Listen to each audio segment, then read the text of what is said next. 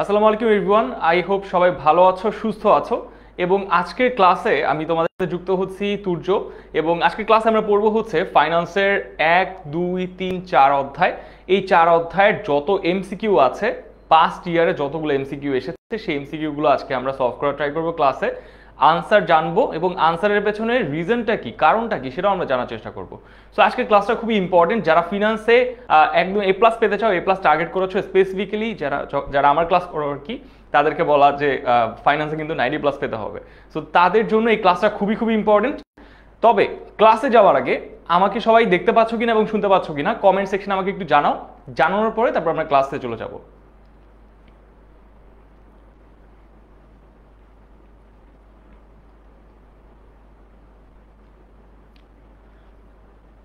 আজকে ক্লাসের যদি একটা আমি সামারি দিতে চাই, প্রথমত একটা ওভারভিউ দিই তোমাকে আজকের ক্লাসে আমরা কি পড়তে যাচ্ছি। প্রথমতই হচ্ছে চ্যাপ্টার 1, অর্থায়নের সূচনা। অর্থায়ন কাকে বলে, সেখানে কিছু ইম্পর্টেন্ট টাইম স্ট্যাম্প আছে চ্যাপ্টারের শেষের দিকে, সেগুলো আমরা স্টাডি করার ট্রাই করব। চ্যাপ্টার 2তে আমরা শিখবো হচ্ছে অর্থায়নের কিছু উৎস আছে, সেই উৎসগুলো কি কি উৎস হতে পারে সেগুলো আমরা শিখবো। তারপরে চ্যাপ্টার 3তে সব থেকে ইম্পর্টেন্ট এবং অনেকের একটা কঠিন লাগার একটা জায়গা, যে ভাইয়া শেয়ার বন্ড এবং ডিবেঞ্চার পারি না, শেয়ার বন্ড এন্ড ডিবেঞ্চার নিয়ে আমরা কিছু এমসিকিউ সলভ করব। এবং চতুর্থ অধ্যায়ে আমরা শিখবো হচ্ছে অর্থের সময়মূল্য। অর্থের সময়মূল্য থেকে আমরা কিছু এমসিকিউ দেখবো এবং আসলে এমসিকিউগুলো কিভাবে আনসার করতে হয় সেটাও আমরা দেখা ট্রাই করবো, ঠিক আছে? সো আজকে ক্লাসটা খুবই ইন্টারেস্টিং হতে যাচ্ছে। যারা আজকে একদম প্রথম দিক থেকে ক্লাসে থাকবা, আজকে অনেক এমসিকিউ সলভ করা হবে, তোমাদের আনসার নেওয়া হবে, আমি এক্সপ্লেনেশন দিব। সো সব মিলায় ক্লাসটা খুব ইন্টারেস্টিং হবে, শেষ পর্যন্ত থাকতে হবে কিন্তু ক্লাসের। তো চলো আমরা ক্লাসে চলে যাই। আসলে আজকে আমরা ক্লাসটা শুরু করে দিই, ক্লাসের কন্টেন্টের দিকে আমরা চলে যাই। চলো, ফার্স্টে আমরা পড়বো হচ্ছে ব্যবসায় অর্থায়ন এবং ব্যবসা অর্থায়ন। এখানে অনেকগুলো সংজ্ঞা আছে এবং অনেকে আছে চাইলে এই চ্যাপ্টারটাকে সিকিউ দিয়ে আনসার করে, অনেকে আছে যে সিকিউ অ্যাভয়েড করে, বিকজ ফাইন্যান্সে অঙ্ক কিন্তু দেওয়া যায়, তাই না? সো অনেকে আছে সিকিউ এর জন্য এই চ্যাপ্টারটা অ্যাভয়েড করে। তবে ফার্স্ট এবং সেকেন্ড চ্যাপ্টার এবং থার্ড চ্যাপ্টার তুমি সিকিউ এর জন্য অ্যাভয়েড করলেও তোমাকে এমসিকিউ এর জন্য অবশ্যই অবশ্যই পড়তে হবে। সো 3টা চ্যাপ্টার প্রথম দিকে এমসিকিউ এর জন্য খুব ইম্পর্টেন্ট, মনোযোগ দিয়ে শুনবা। প্রথমতই হচ্ছে আমরা যদি দেখি কোন শতাব্দীতে, আমাদের যখন ফার্স্ট চ্যাপ্টারের একদম শেষের দিকে কিছু শতাব্দী টাইপের একটা টপিক আছে না, 1950 দশক, 1960-এর দশক, 1970-এর দশক, 1980-এর দশক, এরকম একটা টপিক আছে না, সেই টপিকটা খুবই খুবই ইম্পর্টেন্ট এমসিকিউ এর জন্য, ঠিক আছে? সো সেই টপিকগুলো ভালোভাবে দেখবা, সেখান থেকে কিন্তু এমসিকিউটা করা হয়েছে এখানে। সো ফার্স্টলি, কোন শতাব্দীতে ফিনান্স আর্থিক বিবরণী বিচার বিশ্লেষণের কাজে নিয়োজিত হয়? সো আর্থিক বিবরণী বিচার বিশ্লেষণের কাজে কবে নিয়োজিত হয়েছে? আমার যতটুকু মনে পড়ে এটা অষ্টাদশ শতাব্দীতে আসলে নিয়োজিত হয়েছিল আর কি। ফাইন্যান্সিয়াল অ্যানালাইসিসের যে ব্যাপারটা, সেটা 1980 দশকে বেশি এসেছিল আর কি। আচ্ছা, এবার আসে হচ্ছে কোন দশকে ডাব্লিউটিও আত্মপ্রকাশ করে? সো এটার আনসার আমরা পেয়ে গেছি অবশ্যই। কোন দশকে ডাব্লিউটিও আত্মপ্রকাশ করে? 1990-এর দশকে ডাব্লিউটিও আত্মপ্রকাশ করে এবং ওই একই দশকে হচ্ছে আমাদের আন্তর্জাতিক অর্থায়নের সূচনাটা হয়, ঠিক আছে? ফিনান্সে আন্তর্জাতিক অর্থায়নের সূচনা হয় কোন দশকে স্যার? এই যে 1990। দেখি আমরা একটু পরের ইয়েতে দেখি 1990-এর দশকে কোনটি ঘটে। বলতে না বলতেই পরের এমসিকিউ চলে আসছে। 1990-এর দশকে কোনটা হতে পারে? সো আনসার কিন্তু কমেন্ট সেকশনে একটু জানা দিবা, বিকজ আমি এখান থেকে প্রপারলি দেখতে পাচ্ছি না। সো তোমাদের আনসারগুলো আমি নেওয়ার ট্রাই করব, যখনই দেখতেছি আনসারগুলো আমি পিক করার ট্রাই করবো, ঠিক আছে? আমার সাথে পার্টিসিপেট করো। আর আমার স্টুডেন্ট যেগুলো আছে আর কি, সেগুলোতে আরও আমি গতকালকে আজকে গ্রুপে আসার আগে বলে দিয়েছি যে আসার জন্য। আই বিলিভ ওরা চলে আসছে কমেন্ট সেকশনে। সো আই বিলিভ দেখা হবে কমেন্ট সেকশনে, এই আনসারগুলো কিন্তু দেখছি বাই দ্য ওয়ে। আচ্ছা, সো 1990-এর দশকে কোনটি ঘটে? ফার্স্টলি হচ্ছে আধুনিক অর্থায়নের যাত্রা শুরু হয়। আর্থিক সিদ্ধান্তে কম্পিউটারের ব্যবহার হচ্ছে 70-এর দশকে শুরু হয়। সো এটা আগেই বাদ। অর্থায়ন আন্তর্জাতিকতা লাভ করে, ইয়েস। আমি যেটা আগে বলে দিছি তোমাকে যে অর্থায়ন আন্তর্জাতিকতা কিভাবে লাভ করে স্যার? আন্তর্জাতিকতা কিভাবে লাভ করবে? প্রথমতই হচ্ছে তোমাকে বুঝতে হবে ডাব্লিউটিও, ওয়ার্ল্ড ট্রেড অর্গানাইজেশন, সেটা প্রতিষ্ঠাই হয়েছিল হচ্ছে যে বিশ্বের মধ্যে আন্তর্জাতিক বাণিজ্যটাকে ইজি করার জন্য, ঠিক আছে?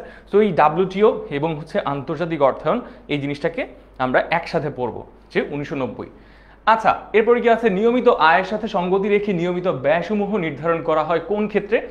সব ক্ষেত্রেই করা হয়, তবে একটু ব্যাপারটা খেয়াল রাখতে হবে, সরকারি অর্থায়নের ক্ষেত্রে কিন্তু আগে আয় নির্ধারণ করা হয় না, আগে ব্যয় নির্ধারণ করা হয়, তারপর আয় নির্ধারণ করা হয়। সো এই নাম্বারটা আগেই বাদ। এরপরে কি আসে? পারিবারিক অর্থায়ন, ঠিক আছে? আই বিলিভ যে বইতে যে সংজ্ঞাটা দেওয়া আছে সেটার সাথে বি নাম্বার পারিবারিক অর্থায়নের সংজ্ঞাটা 100% মিলে যায়। ঠিক আছে, তো আমি বলবো যে আনসার হবে এখান থেকে 4-এর বি। আন্তর্জাতিক অর্থায়নের সাথে আয় এবং ব্যয় নির্ধারণ করা হয়, বাট ওইটার সংজ্ঞাটা বইয়ের সাথে মিলতেছে না এখানে ফর সাম রিজন। আমি একটু কমেন্ট সেকশনে দেখি। শেখা এখানে বলছে 4-এর বি হবে, তানহা বলছে 4-এর বি হবে, মীরা বলছে 4-এর বি। তারপরে হচ্ছে এদিকে দেখতে পাচ্ছি ফারহান বলছে 4-এর বি হবে আনসার। তারপরে হচ্ছে এদিকে দেখতে পাচ্ছি সুমাইয়া, হ্যাঁ সুমাইয়া 4-এর বি। আই বিলিভ যে এটা 4-এর বি হবে, বিকজ বইয়ের যে সংজ্ঞাটা আছে ডেফিনিশন সেখানে এটাই লেখা আছে একদম এক্স্যাক্টলি। আচ্ছা, পারিবারিক অর্থায়ন প্রক্রিয়ায় কোনটা অনুপস্থিত? আমরা জানি অর্থায়নের মধ্যে আমরা অর্থায়নের যে সংজ্ঞাটা যদি আমরা একটু ভালোভাবে মুখস্থ করি বা মনে রাখি, অর্থায়ন কি? অর্থায়ন হচ্ছে সবগুলো উৎস থেকে, মানে যে কোনো উৎস থেকে আমরা যদি অর্থ সংগ্রহ করে আমরা মানে কোন উৎসে বিনিয়োগ করব, করে কি করব, মুনাফা সর্বাধিকরণ করব, সেটাকে আমরা বলতে পারছি কি, সেটাকে বলতেছি হচ্ছে আমরা অর্থায়ন। সো কিন্তু পারিবারিক অর্থায়নের কথা যখন আসে তখন একটা স্টেপ মিসিং থাকে। কোন স্টেপটা মিসিং থাকে স্যার?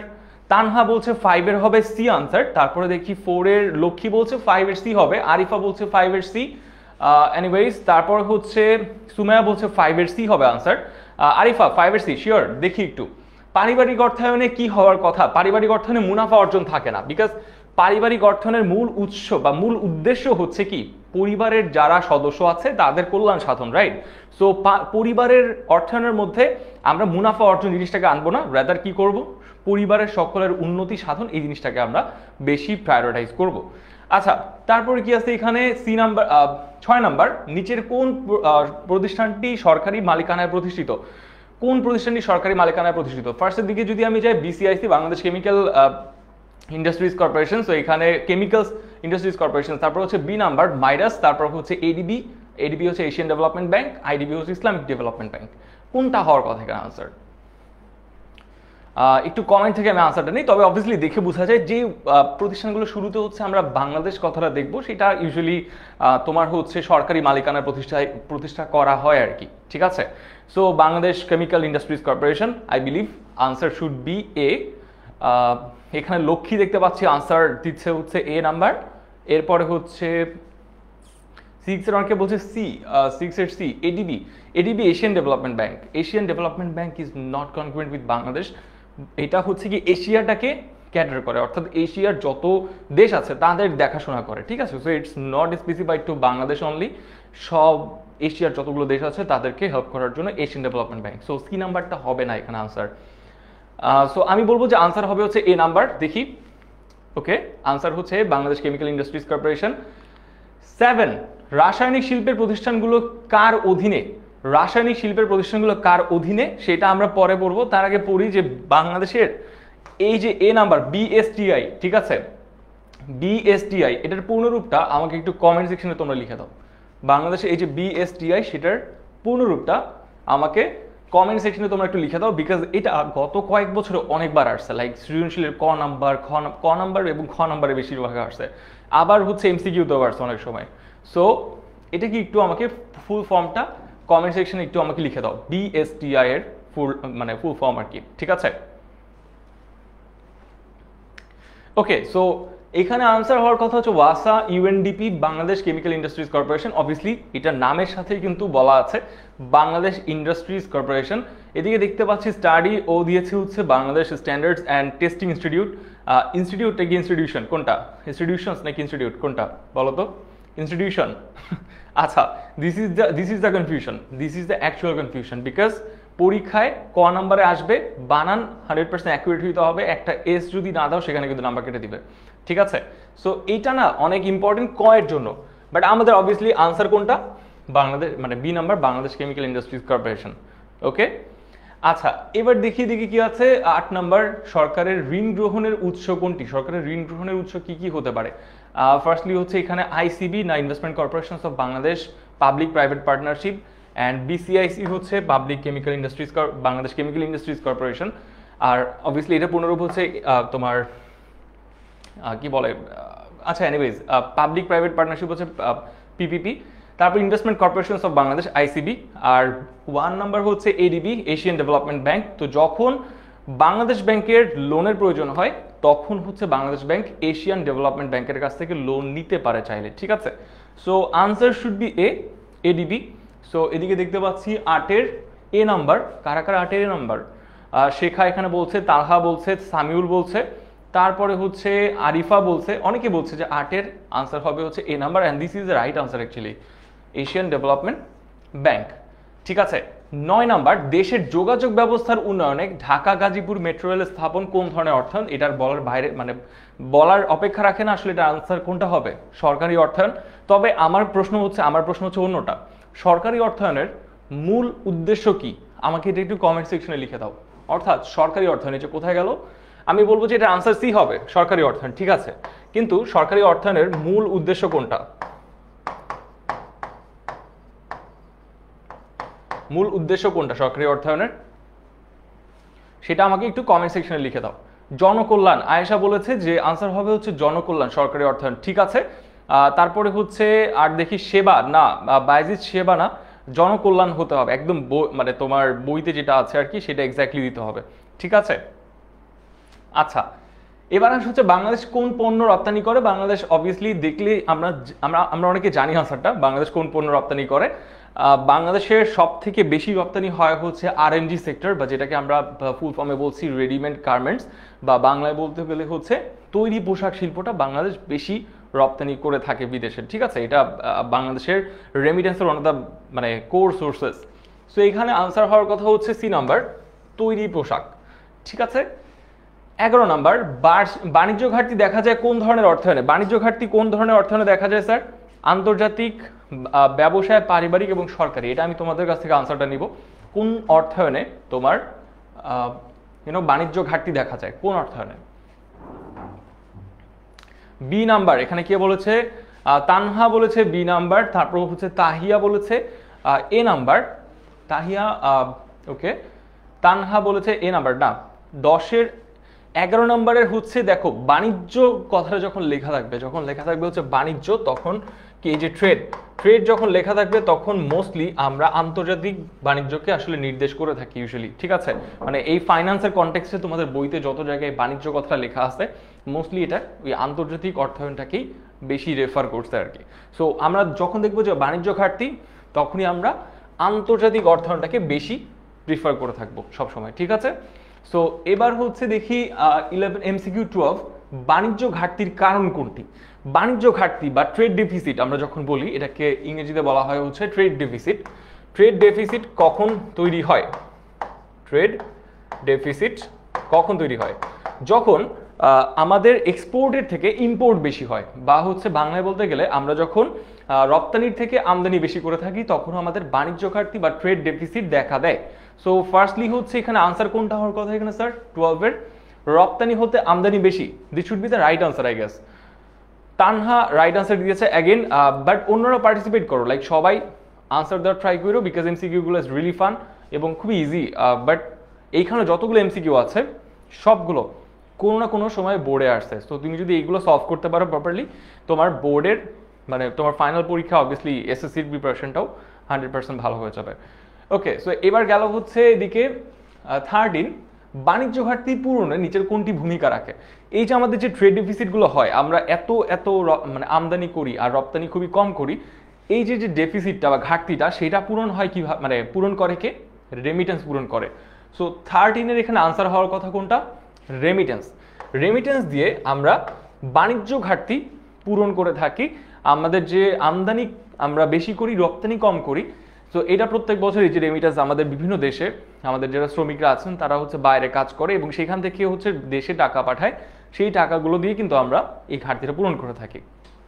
আচ্ছা, এবার কি আছে? ব্যবসায়ে বেশি লাভের আশায় অধিক তহবিল বিনিয়োগ করলে কোনটি ঘটে?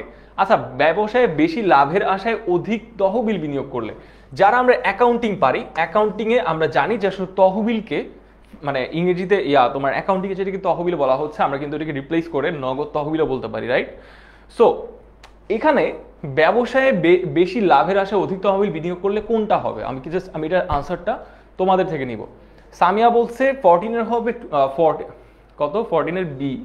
আচ্ছা, শেখা বলছে 14-এর বি হবে, তানহা বলছে 14-এর বি হবে, সাকিব বলছে বি হবে, ওকে, আমি ফেসবুক থেকে কয়েকজন আনসার নেই। রিফাত বলছে বি হবে আনসার, লক্ষ্মী বলছে বি হবে, মীরা বি হবে। ওকে ঠিক আছে, আমি দেখি। নগদ অর্থের ঘাটতি হবে, ব্যাংক থেকে প্রাপ্য আয় বাড়বে, অধিক মুনাফা অর্জিত হবে, মুনাফা হ্রাস পাবে। মুনাফা হ্রাস পাবে না, দ্য থিং ইজ নগদ অর্থের ঘাটতি হবে। আমাদের ফিন্যান্সে one of the core principles হচ্ছে কি, তারল্য এবং মুনাফার নীতি। আমরা একটু পরে সেটা দেখবো, সেটা নিয়ে এমসিকিউ আছে। ভেরি ভেরি ইম্পর্টেন্ট একটা প্রিন্সিপাল অ্যাকাউন্ট ফাইন্যান্সের, সেটা হচ্ছে যে এটা বলা আছে যে তুমি যদি লাভের আশায় বেশি টাকা বিনিয়োগ করে দাও তাহলে তোমার কাছে কিন্তু টাকা শর্ট পড়বে, রাইট? সো নগদ অর্থের একটা ঘাটতি থাকবে। আবার তুমি যদি প্রতিদিনকার খরচ মেটানোর জন্য সব টাকা নিজের কাছে রেখে দাও তাহলে কিন্তু তুমি বিনিয়োগ করতে পারবে না, আর তোমার মুনাফাও কি কম হবে। সো দুটোর মধ্যে কি একটা ইনভার্স রিলেশনশিপ, বা বাংলায় বলতে গেলে একটা ঋণাত্মক সম্পর্ক রয়েছে। আচ্ছা, এবার কি আছে 15 নাম্বার, জনাব মালিক তার সবজি বিক্রি বাবদ প্রাপ্ত টাকা পুরোটাই ব্যাংকে রাখেন, এক্ষেত্রে তিনি অর্থায়নের কোন নীতিটি লঙ্ঘন করেন? আচ্ছা দেখো, সে সবজি প্রাপ্ত মানে বিক্রি বাবদ প্রাপ্ত সব টাকাই হচ্ছে কি ব্যাংকে জমা রাখেন, এটা কোন নীতির লঙ্ঘন? প্রথমত এটা হচ্ছে তারল্য বনাম মুনাফার নীতির লঙ্ঘন, বিকজ সেই টাকাটা কি করতে পারতো, সেই টাকাটা হচ্ছে কিছু টাকা নিজের জন্য রেখে কিছু টাকা ইনভেস্ট করতে পারতো, রাইট? বাট সে সব টাকা বা পুরো টাকাটাই কি নিজের জন্য রেখে দিছে, দ্যাট মিনস এটা কি একটা তারল্য এবং মুনাফার নীতির লঙ্ঘন। ফাইন, এবারে আমরা যদি এটাকে একটু গ্রাফিক্যালি রিপ্রেজেন্ট করতে যাই তাহলে কি হবে? দেখো, আমরা যদি এইখানে বলতে যাচ্ছি যে ওয়াই অ্যাক্সিস আমরা বলছি হচ্ছে তারল্য, ঠিক আছে? আর এখানে যদি আমরা বলি মুনাফা। সো প্রথমতই হচ্ছে আমি যদি তারল্য অনেক বেশি রাখতে চাই, দুটোর মধ্যে কি ঋণাত্মক সম্পর্ক, দ্যাট মিনস এটা একটা ইনভার্স রিলেশনশিপ। যেমন দেখো, আমি যদি এখানে তারল্য কম রাখতে চাই তাহলে হচ্ছে কি এখানে আমার মুনাফা, সরি অ্যাগেন, তারল্য যদি আমি বেশি রাখতে চাই মুনাফা হচ্ছে আমার কমে যাবে। আবার হচ্ছে আমি যদি মুনাফা বৃদ্ধি করতে চাই তাহলে আমার কি তারল্য কমে যাবে। সো দুটোর মধ্যে একটা ব্যালেন্স রাখাটা খুবই খুবই ইম্পর্টেন্ট, যাতে আমার মনে করো যে এইখানে একটা অপটিমাম একটা আউটপুট আমি পাচ্ছি একদম সোজাসুজি। সো তারল্য এবং মুনাফা যেখানে সমান হবে বা সমান রাখাটা হচ্ছে যুক্তিযুক্ত, দুটোর মধ্যে ব্যালেন্স রাখা, ভারসাম্য রাখাটাকেই বলা হচ্ছে তারল্য এবং মুনাফার নীতি। ওকে, আচ্ছা, সো অনেক কথা বলে ফেলছি, অ্যান্ড এটা খুবই ইম্পর্টেন্ট এই তারল্য মুনাফার নীতি। এবং পরীক্ষায় যারা এক নাম্বার চ্যাপ্টার আনসার করতে চাও, যারা হচ্ছে 1 নাম্বার চ্যাপ্টার আনসার করতে চাও, তাদের জন্য এই যে ফাইন্যান্সের যে 3টা প্রিন্সিপাল আছে সেই 3টা প্রিন্সিপাল খুবই খুবই ইম্পর্টেন্ট। একটা হচ্ছে তারল্য বনাম মুনাফার নীতি, হচ্ছে উপযুক্ততার নীতি, এবং হচ্ছে কি পণ্য বৈচিত্র্যায়ন বা পোর্টফোলিওর নীতি, ঠিক আছে? আচ্ছা, এদিকে দেখতে পাচ্ছি মাহি চলে আসছে এক্সাম মানে পরীক্ষা দিতে বা এমসিকিউ দিতে। প্রত্যেকদিনই আমাদের ব্যবসায় শিক্ষার যে কোর্সটা আছে শেষ মুহূর্তের প্রস্তুতি, সেখানেও খুবই রেগুলার একটি স্টুডেন্ট, অ্যান্ড প্রত্যেক এমসিকিউ আসলে আনসার করে। সো হ্যাঁ, glad to C here in the comment box. দেখা যাক। সেকেন্ডলি হচ্ছে এখানে ঝুঁকি এবং আয়ের মধ্যে কোন ধরনের সম্পর্ক বিদ্যমান? ঝুঁকি এবং আয়ের মধ্যে একটা ধনাত্মক সম্পর্ক বিদ্যমান, বা ধনাত্মক বলতে কি বোঝায় এখানে? একটা পজিটিভ রিলেশনশিপ মানে আছে আর কি দুটোর মধ্যে। অর্থাৎ ঝুঁকি যত বাড়বে তত কি মুনাফাও বাড়বে। সো আমরা এটাকে এইভাবেও দেখাইতে পারি যে এটা হচ্ছে একটা ঝুঁকি, এটা হচ্ছে ঝুঁকি, আর এটা হচ্ছে মুনাফা, রাইট? সো যখন মুনাফা বাড়বে তখন ঝুঁকিও বাড়বে, আর মুনাফা কমলে ঝুঁকিও কমবে। সো যখন এই যে পজিটিভ রিলেশনশিপ বা হচ্ছে একটা কি তোমার ইতিবাচক সম্পর্কের কারণে যখন ঝুঁকিও বাড়বে, যেমন দেখো এই যে এখানে ঝুঁকি বাড়ছে আবার কি মুনাফাও বাড়ছে, আবার ঝুঁকি কমছে মুনাফাও কমছে। সো যখন দুটো একসাথে বাড়বে এবং একসাথে কমবে আমরা সেটাকে বলছি পজিটিভ রিলেশনশিপ বা হচ্ছে ধনাত্মক সম্পর্ক। ক্লিয়ার? ওকে, কারো কোনো কমেন্ট মানে কারো কোনো কনফিউশন থাকলে কমেন্ট বক্সে আমাকে একটু জানাই দাও, আমি তারপরে সাথে সাথে সলভ করে দিব, ঠিক আছে? কমেন্ট বক্সে আমাকে জানাই দিও, এবং চলো আমরা বাকি এগুলো দেখি। আচ্ছা, 16 শেষ করছি, এবার আসলে হচ্ছে 17 মধ্যে বিক্রয়লব্ধ অর্থ দিয়ে কর্মচারীর বেতন পরিশোধ করা হলে নিচের কোন নীতিটি অনুসৃত হয়?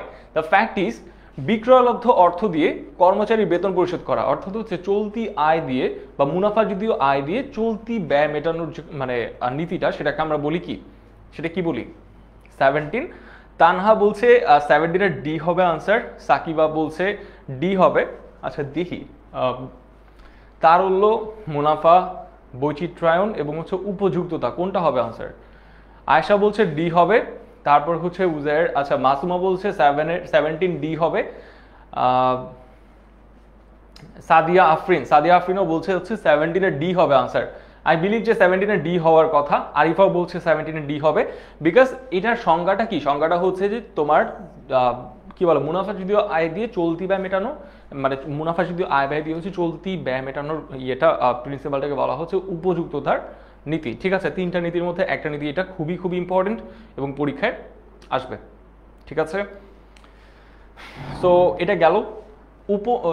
বিক্রয়োল্লব্ধ অর্থ, বিক্রয়োল্লব্ধ সম্পূর্ণ অর্থ দিয়ে কোনো প্রকল্পে অর্থায়ন করা হলে কি রকম ঝুঁকির সৃষ্টি হতে পারে? বিক্রয়োল্লব্ধ সম্পূর্ণ অর্থ দিয়ে কোনো প্রকল্পে অর্থায়ন করা হলে কি রকমের ঝুঁকির সৃষ্টি হতে পারে? ব্যবসায়িক ঝুঁকি, আর্থিক ঝুঁকি, তারল্য ঝুঁকি, সুদের হারের ঝুঁকি, কোন রকমের ঝুঁকির সৃষ্টি হতে পারে আমাকে একটু বলো তো স্যার। 17, এটা 18, আমরা 18 পড়ছি। 18 এর লক্ষ্মী বলেছে, 18 এর হবে হচ্ছে সি। ওকে, আমরা 18 আছি না? 18 আছি। আর কে তাহিয়া বলছে হচ্ছে 18 এর সি হবে, দেন হচ্ছে খুরশেদ বলছে 18 এর সি। ওকে, আরো কয়েকটা আনসার নেই, দাঁড়াও। বাইজিৎ বলছে আনসার হবে ক, ব্যবসায়িক ঝুঁকি। তারপরে মীরা বলছে 18 এর হবে হচ্ছে সি। ওকে, আর কি কি আছে দেখি। 18 এর সি, 17, 18 সি। আচ্ছা, 18 এর সবাই বলছে সি, স্নেহা বলছে সি হবে আনসার। আই বিলিভ যে আনসার সি হওয়ার কথা, বিকজ কি সম্পূর্ণ অর্থ কোথাও কি করা যাবে না, সম্পূর্ণ অর্থ কোথাও অর্থায়ন বা বিনিয়োগ করা যাবে না। কিছু টাকা নিজের কাছেও রাখতে হবে, অর্থাৎ প্রফিট বা মুনাফার জন্য আমি সব টাকা বিনিয়োগ করে দিলাম আর আমার কাছে কোনো টাকা নাই, সো এটা হচ্ছে একটা তারল্য ঝুঁকির সৃষ্টি করে। ঠিক আছে, এবারে আমরা দেখব যে 19 স্বল্পমেয়াদী তহবিল দিয়ে চলতি মূলধন এবং দীর্ঘমেয়াদী তহবিল দিয়ে স্থায়ী মূলধন সরবরাহ করার নিচের কোন নীতির আওতাভুক্ত? এটা আমি জানি স্যার, এটা আমি জানি, তোমাদের আনসার দিতে দিব না এটা। ঠিক আছে, এটা আনসার হবে কোনটা? আনসার হবে হচ্ছে 19 এ, উপযুক্ততার নীতি। স্বল্পমেয়াদী তহবিল দিয়ে চলতি মূলধন এবং হচ্ছে কি দীর্ঘমেয়াদী তহবিল দিয়ে স্থায়ী মূলধন সরবরাহ করার যে নীতি, সেটাকে আমরা বলছি কি? আমরা বলছি হচ্ছে উপযুক্ততার নীতি। ঠিক আছে, আচ্ছা 20 পর্যন্ত যাওয়ার পর আমি কিছু কোয়েশ্চেন দিব। ঠিক আছে, 20 মানে আমার এখানে 19, আরেকটা এমসিকিউ সলভ করানোর পরে হচ্ছে আমি কিছু প্রশ্ন নিব তোমাদের থেকে। তোমাদের যদি কোনো কনফিউশন থাকে কমেন্ট সেকশনে আমাকে লিখে দাও এবং একটা স্পেস দিয়ে লিখো বা কিছু একটা মার্কার দিয়ে লিখো, সো দ্যাট আমি বুঝতে পারি এটা। ঠিক আছে, কোয়েশ্চেন লিখে দাও, আমি আনসার দিয়ে দিচ্ছি। আচ্ছা, ব্যবসায়ের ঝুঁকি হ্রাসে অর্থায়নের কোন নীতিটি গ্রহণযোগ্য? ব্যবসায়ের ঝুঁকি হ্রাসে, দেখো আমরা 3টা নীতি পড়েছিলাম ফাইন্যান্সে, একটা নীতি কমপ্লিটলি মানে ঝুঁকি হ্রাস বা ঝুঁকি কমানোটাকে প্রিফার করে বা ঝুঁকি কমানোটাকে প্রায়োরিটাইজ করে। কোন নীতিটা বলো তো এখানে? তারল্য বনাম মুনাফা, উপযুক্ততা, নাকি তহবিল সংগ্রহ, নাকি বৈচিত্র্যায়ন? কোনটা হবে? এখানে দেখতে পাচ্ছি স্নেহা বলছে অ্যাগেন সি হবে, তাহিয়া সি হবে, তারপর হচ্ছে মাহি বলছে খুবই কনফিডেন্সের সাথে এ হবে আনসার। কনফিডেন্সের সাথে মানুষ ভুল কিভাবে বলে? আচ্ছা, ঝুঁকি হ্রাসের জন্য দেখো ব্যবসায়ের ঝুঁকি হ্রাস, ঝুঁকি হ্রাসের কথা বলছি, অ্যাগেন বারবার খেয়াল করো, ঝুঁকি হ্রাস, ঝুঁকি কমানো, ঝুঁকি কমানো। যখন ঝুঁকি কমানোর কথা আসবে তখন আমরা চোখ বন্ধ করে আমরা বৈচিত্র্যায়নের নীতি সাজেস্ট করবো, বিকজ কি বৈচিত্র্যায়নের নীতি বা হচ্ছে পোর্টফোলিওর নীতি, এটা মানে কি? মানে হচ্ছে আমি বেসিক্যালি একটা প্রকল্পে বিনিয়োগ করব না, আমি অনেকগুলো প্রকল্পে একসাথে বিনিয়োগ করব, সো দ্যাট আমাদের কি হয়, যাতে একটা প্রকল্প চলে গেলেও বাকি প্রকল্পগুলো যাতে লস না হয়। ব্যাপারটা হচ্ছে এরকম, মনে করো যে তোমার কাছে আছে 1000 টাকা, রাইট? তুমি যদি এটা প্রজেক্ট এতে যদি তুমি 1000 টাকার সম্পূর্ণটাই বিনিয়োগ করে দাও, ঠিক আছে, 2 দিন পর যদি তোমার লস হয়, তাহলে কি তোমার লস কত বলো তো? এই কমপ্লিট 1000 টাকায় কিন্তু লস হয়ে যাবে, বিকজ একটা প্রজেক্টে তুমি ইনভেস্ট করছো, সেই প্রজেক্টে যদি লস হয় তোমার কমপ্লিট টাকাটাই কি লস হয়ে যাবে। তবে তুমি যদি এখানে প্রজেক্ট এতে ইনভেস্ট না করে তুমি যদি আরো কিছু প্রজেক্ট অ্যাড করতে এখানে, ফর এক্সাম্পল আমি এখানে প্রজেক্ট এর পাশাপাশি প্রজেক্ট আমি এখানে মনে করো যে বি, তারপর হচ্ছে প্রজেক্ট সি, এভাবে দিয়ে আমি এখানে ফার্স্টে 3000 টাকা ইনভেস্ট করতাম, এখানে করতাম 4000 টাকা, এখানে করতাম 3000 টাকা। এখন তোমার যদি এখানে যে কোনো একটা প্রজেক্ট, ধরো বি নাম্বার প্রজেক্টটা লস হয়েছে, কমপ্লিটলি 00 হয়ে গেছে, বাট তুমি কিন্তু স্টিল এখান থেকে কত 6000 টাকার একটা মানে 6000 টাকা তুমি বের করে আনতে পারছো, অর্থাৎ কমপ্লিট তোমার লস হচ্ছে না। তার মানে আমরা এখানে ঝুঁকিটাকে কমায় ফেলছি, আমাদের যে ঝুঁকিটা ছিল সেটা এখন কমে যাবে, বিকজ আমরা বেশি প্রজেক্ট ইনভেস্ট করতেছি এখন। So this is the concept of মানে এই যে তোমার পোর্টফোলিও অ্যান্ড এই যে এখানে বাংলাটাকে বলা হচ্ছে কি বৈচিত্র্যায়নের নীতি। ঠিক আছে, পরীক্ষা আসলে এরকম নাম্বার দিয়ে বুঝাই দিন, তাহলে বেশি বেশি নাম্বার আসবে। ওকে, ওয়াসিফ তোমার নাম বলেন, এই যে বলে দিছি, বাট টিপসটা কিন্তু ফলো করো। যখন পরীক্ষায় এরকম 1 নাম্বার চ্যাপ্টার আনসার করবা, খুবই বোরিং একটা চ্যাপ্টার, সো স্যাররাও হয় কি যে নাম্বার অত বেশি এখানে দেওয়ার ট্রাই করে না, বিকজ এটা একটা থিওরি। বাট থিওরির মধ্যেও যখন আমরা এরকম ভালোভাবে এক্সাম্পলগুলো দিব, এরকম নাম্বার দিয়ে এক্সাম্পল দিব, তখন ট্রাই করবা, তখন দেখবা যে নাম্বার বেশি আসবে আর কি। নাম্বার এই যে একে তো নাম্বার, সেকেন্ডলি হচ্ছে এই যে দেখো এখানে আমি কিছু গ্রাফ এঁকেছিলাম, এই গ্রাফগুলো তোমরা যদি ফলো করো তাহলেও কি তোমরা এই জিনিসগুলো পেয়ে যাবে। আমাদের যে বিজনেস স্টাডিজ বা ব্যবসায় শিক্ষার যে গ্রুপটা আছে শেষ মুহূর্তের প্রস্তুতি, আমি এখানে প্রত্যেক উইকে এরকম কিছু গ্রাফ একে একে আমি পোস্ট করে দিই, সো দ্যাট তোমরা ওইগুলো কালেক্ট করে পরীক্ষা হলে এইভাবে লিখতে পারো অ্যান্ড ফাইনালি নাম্বারগুলো আসে। ঠিক আছে, ওকে। সো আমরা কোথায় ছিলাম? 20 পর্যন্ত শেষ করছিলাম। এবারে কারো কোনো প্রশ্ন আছে? কারো কি এই 20 পর্যন্ত কারো কোনো প্রশ্ন আছে? যদি থাকে আমাকে একটু কমেন্ট সেকশনে লিখে দাও, তাহলে আমি সেগুলো তোমার সলভ করে দিব। 20 পর্যন্ত শেষ করছি, কারো কোনো প্রশ্ন থাকলে কমেন্ট সেকশনে আমাকে একটু লিখে দাও।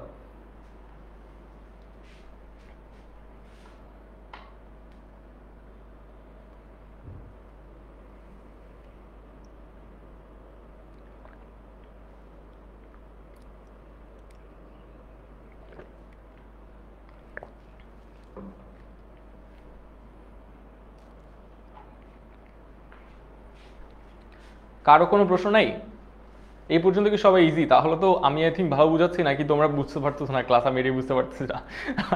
সো কারো কোনো যদি স্টিল প্রশ্ন থাকে কমেন্ট সেকশনে লিখে দাও, আমি সলভ করে দিচ্ছি। ওকে, আচ্ছা, পণ্য বৈচিত্র্যায়ন বলতে আসলে কি বোঝায়? পণ্য বৈচিত্র্যায়ন বলতে বোঝায় হচ্ছে যে তোমার একাধিক পণ্যের সমাহার, অর্থাৎ গুণগত মান বৃদ্ধিকরণ। This is not the case. একাধিক পণ্যের সমাহার।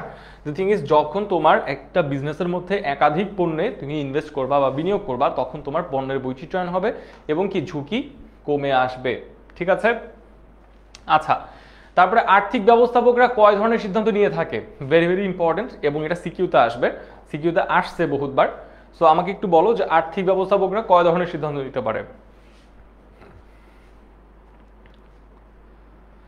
রিফাত বলছে যে স্যার যদি আমি একটু বুঝি নাই, বাট আমি যতটুকু দেখছি কোয়েশ্চেনটা, সেটা হচ্ছে যে স্যার আমরা যদি গ্রাফ দিয়ে সৃজনশীল আনসার করতে যাই তাহলে কি কোনো প্রবলেম হবে কিনা বা নাম্বারের ওপর কোনো এফেক্ট আসবে কিনা। দ্য ফ্যাক্ট ইজ, দেখো রিফাত, প্রথমতই হচ্ছে তোমার গ্রাফ দিয়ে তুমি একটা জিনিসকে খুব তাড়াতাড়ি এক্সপ্লেন করতে পারবা, ঠিক আছে। আর রাদার দেন থিওরি, তুমি থিওরির মধ্যে আধা পেজ থিওরি লিখে ফেলছো। আই কমপ্লিটলি মানে আমি তোমাকে অ্যাপ্রিসিয়েট করতেছি completely, but the fact is তুমি যখন থিওরি লিখবা, পাশাপাশি যখন তুমি একটা গ্রাফ এঁকে দিবা যে this is the relationship, this is the thing, আমি যেটা আমি মুখে মানে এতক্ষণ ধরে লিখলাম সেটা বেসিক্যালি একটা গ্রাফ দিয়েও কি দেখানো যায়, তখন অবভিয়াসলি স্যারের এটা তুমি আউটস্ট্যান্ড করতে পারবা জিনিসটা থেকে। ঠিক আছে, অ্যান্ড অবভিয়াসলি যেহেতু ফার্স্ট এবং second chapter, first and second chapter থেকে কেউ ইউজুয়ালি সিকিউ আনসার করে না, বাট যারা করবে তাদের জন্য এই সাজেশনটা আমার থাকবে আর কি। আচ্ছা, দেন হচ্ছে আর্থিক ব্যবস্থাপকরা কয় ধরনের সিদ্ধান্ত নিয়ে কাজ করে? অবভিয়াসলি 2 ধরনের সিদ্ধান্ত নিয়ে কাজ করে। কি কি সিদ্ধান্ত স্যার? 2 ধরনের সিদ্ধান্ত নিয়ে কাজ করে, এবং হচ্ছে এই যে 2 ধরনের সিদ্ধান্তগুলো কি কি সিদ্ধান্ত আমাকে একটু কমেন্টে লিখে দাও তাড়াতাড়ি করে। শেখা বলেছে আনসারটা, অনেকেই বলছে, ইশতিয়াক বলছে, এখান থেকে দেখতে পাচ্ছি ফাহিমা বলছে, তারপরে হচ্ছে আরিফা বলেছে, অনেকে বলছে আনসার। স্যার তারল্য বনাম মুনাফা নীতি বলতে কি বোঝায়? তারল্য বনাম মুনাফা নীতি বলতে বোঝায় হচ্ছে একটা কোম্পানি মানে একটা বিজনেসে বা একটা ব্যবসায় একটা মালিক সব টাকা নিজের কাছে মানে রেখে দিলে যেমন সে কোথাও বিনিয়োগ করতে পারবে না, আর বিনিয়োগ না করতে পারলে সে কিন্তু মুনাফা অর্জন করতে পারবে না। আমরা বিনিয়োগ করি তো মুনাফা অর্জন করি, রাইট? কিন্তু আবার অ্যাট দ্য সেম পেস সে যদি সব টাকা বিনিয়োগ করে দেয় মুনাফা অর্জনের জন্য, তাহলে কিন্তু তার নিজের কাছে কোনো টাকা এখন রাইট নাও নাই। 2 দিন পর যদি আমার টাকার প্রয়োজন পড়ে, তখন আমি কিভাবে তাহলে টাকা বা আমার দৈনন্দিন খরচগুলো পূরণ করব? পারবো না কিন্তু তখন।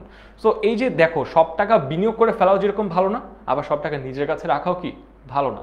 দুটোর মধ্যে ব্যালেন্স রাখাটা হচ্ছে পারফেক্ট। সো এই যে দুটোর মধ্যে ব্যালেন্স রাখার যে সিদ্ধান্ত, সে মানে ব্যাপার, সেটাকে বলা হচ্ছে তারল্য এবং মুনাফার নীতি। ঠিক আছে, ওকে। তো এখানে হচ্ছে 2 ধরনের সিদ্ধান্ত, সবাই আনসার দিয়ে ফেলছে অলরেডি দেখতে পাচ্ছি। আরিফ চলে আসছে, আরিফ আমার রেগুলার স্টুডেন্ট। সো হ্যাঁ, এদেরকে কমেন্ট সেকশনে দেখে আমার পার্সোনালি অনেক ভালো লাগতেছে।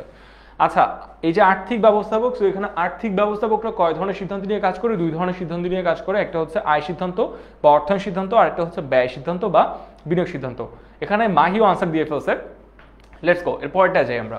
তহবিল সংগ্রহকৃত প্রক্রিয়াকে কি বলা হয়? বলেই ফেললাম একটু আগে যে আয় সিদ্ধান্তের আরেক নাম হচ্ছে কি? অর্থায়ন সিদ্ধান্ত, রাইট? এখানে অদিতি পল সব থেকে পারফেক্ট আনসারটা দিছে। আয় সিদ্ধান্ত বা হচ্ছে অর্থায়ন সিদ্ধান্ত। তো এখানে আমাদের তহবিল সংগ্রহের যে প্রক্রিয়া সেটাকে আমরা বলতে পারতেছি কি, আমরা বলতে পারছি যে আয় সিদ্ধান্ত, ঠিক আছে। আচ্ছা, দেন হচ্ছে একটি প্লাস্টিক কারখানার জন্য মেশিন ক্রয় অর্থায়নের কোন ধরনের সিদ্ধান্ত? প্লাস্টিক কারখানার জন্য মেশিন ক্রয় রাইট, কোন ধরনের সিদ্ধান্ত? আকলিমা আক্তার কিম এখানে চলে আসছে। আকলিমা রেগুলার স্টুডেন্ট, ব্যবসায় শিক্ষা কোর্সে সে অলরেডি এনরোল করে ফেলছে। আমি এদেরকে আসলে চিনি বিকজ কমিউনিটি, আমি খুবই কমিউনিটিতে অ্যাক্টিভ, মানে এই আমাদের ব্যবসায় শিক্ষার আমার যে স্টুডেন্টরা আছে পার্সোনালি আমি তাদের সাথে খুবই অ্যাক্টিভ। সো আমি ওদের নাম দেখলে চিনে ফেলি যে আমার স্টুডেন্ট। সো অনেকে আছে কমেন্ট সেকশনে, আমি এখান থেকে সবারটা দেখতে পাচ্ছি না, বাট যাদেরটা দেখতে পাচ্ছি তাদেরটাই বলছি আর কি, ঠিক আছে। সো চলেন, এইখানে 24 কি হওয়ার কথা? আয় সিদ্ধান্ত, বিনিয়োগ সিদ্ধান্ত, তারপর হচ্ছে ব্যবস্থাপনা সিদ্ধান্ত নাকি চলতি ব্যয় সিদ্ধান্ত, কোনটা হওয়ার কথা আনসার? দেখতে পাচ্ছি 23 এখানে 24 এর আনসার নিচ্ছি আমরা রাইট নাও। সামিউল বলেছে 24B হবে, তানহা বলেছে 24B, মোজাম্মেল বলেছে 24B। ওকে, অনেকে বলছে আনসার। এখানে ফেসবুক থেকে আরিফ আনসার করেছে, ফারিহা আনসার করেছে, ফাহিমা আনসার করেছে, তারপরে হচ্ছে জাকিয়া আনসার করেছে, হোজাইফা আনসার করেছে। হোজাইফা আনসার করছে কিন্তু হোজাইফা ভুল আনসার করছে, 24B হবে আনসার। মাহি আনসার করেছে 24B, বিকজ একটা কারখানার জন্য মেশিন ক্রয় বেসিক্যালি একটা বিনিয়োগ সিদ্ধান্ত। আমি একটা মানে লম্বা সময়ের জন্য কি আমি মেশিনটা কিনছি, আমি বেসিক্যালি ব্যবসায়ের মধ্যে বিনিয়োগ করছি to earn some money in the future. Okay, মুনাফা বৃদ্ধি করতে আর্থিক সিদ্ধান্ত বিনিয়োগ মানে অর্থ বিনিয়োগ করলে চলতি সম্পদ বৃদ্ধি পায়, চলতি সম্পদ হ্রাস পায়, তারল্য ঘাটতি হয়, নিচের কোনটি সঠিক? মুনাফা বৃদ্ধি করতে আর্থিক অর্থ বিনিয়োগ করলে কোনটা হওয়ার কথা স্যার? এখানে কোনটা হওয়ার কথা? মুনাফা বৃদ্ধি করতে আর্থিক সিদ্ধান্ত অধিক অর্থ বিনিয়োগ করলে চলতি সম্পদ বৃদ্ধি পায়, চলতি সম্পদ হ্রাস পায়। আমাকে একটা সিম্পল জিনিস বলেন, নগদ অর্থ, আপনারা তো সবাই অ্যাকাউন্টিং পারেন রাইট? সো যারা অ্যাকাউন্টিং পারেন তারা আমাকে বলেন যে নগদ অর্থ কোন ধরনের সম্পদ? নগদ অর্থ কোন ধরনের সম্পদ? একটু কমেন্ট সেকশনে আমাকে লিখে দাও, নগদ অর্থ কোন ধরনের সম্পদ?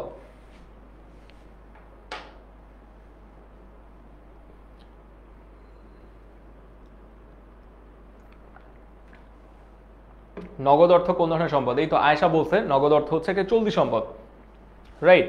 সো বেসিক্যালি যখন এই যে মাহিও আনসার করে বলছে নগদ অর্থ হচ্ছে কি একটা চলতি সম্পদ। সো আমি যদি এখন কোথাও বিনিয়োগ করি, অ্যাকাউন্টিং আমরা এন্ট্রি কি দিই বলো তো? বিনিয়োগ ডেবিট, নগদ ক্রেডিট বা নগদান ক্রেডিট, রাইট? বিনিয়োগ ডেবিট, নগদান ক্রেডিট, তার মানে নগদ অর্থ কমে যাচ্ছে বা চলতি সম্পদ কমে যাচ্ছে।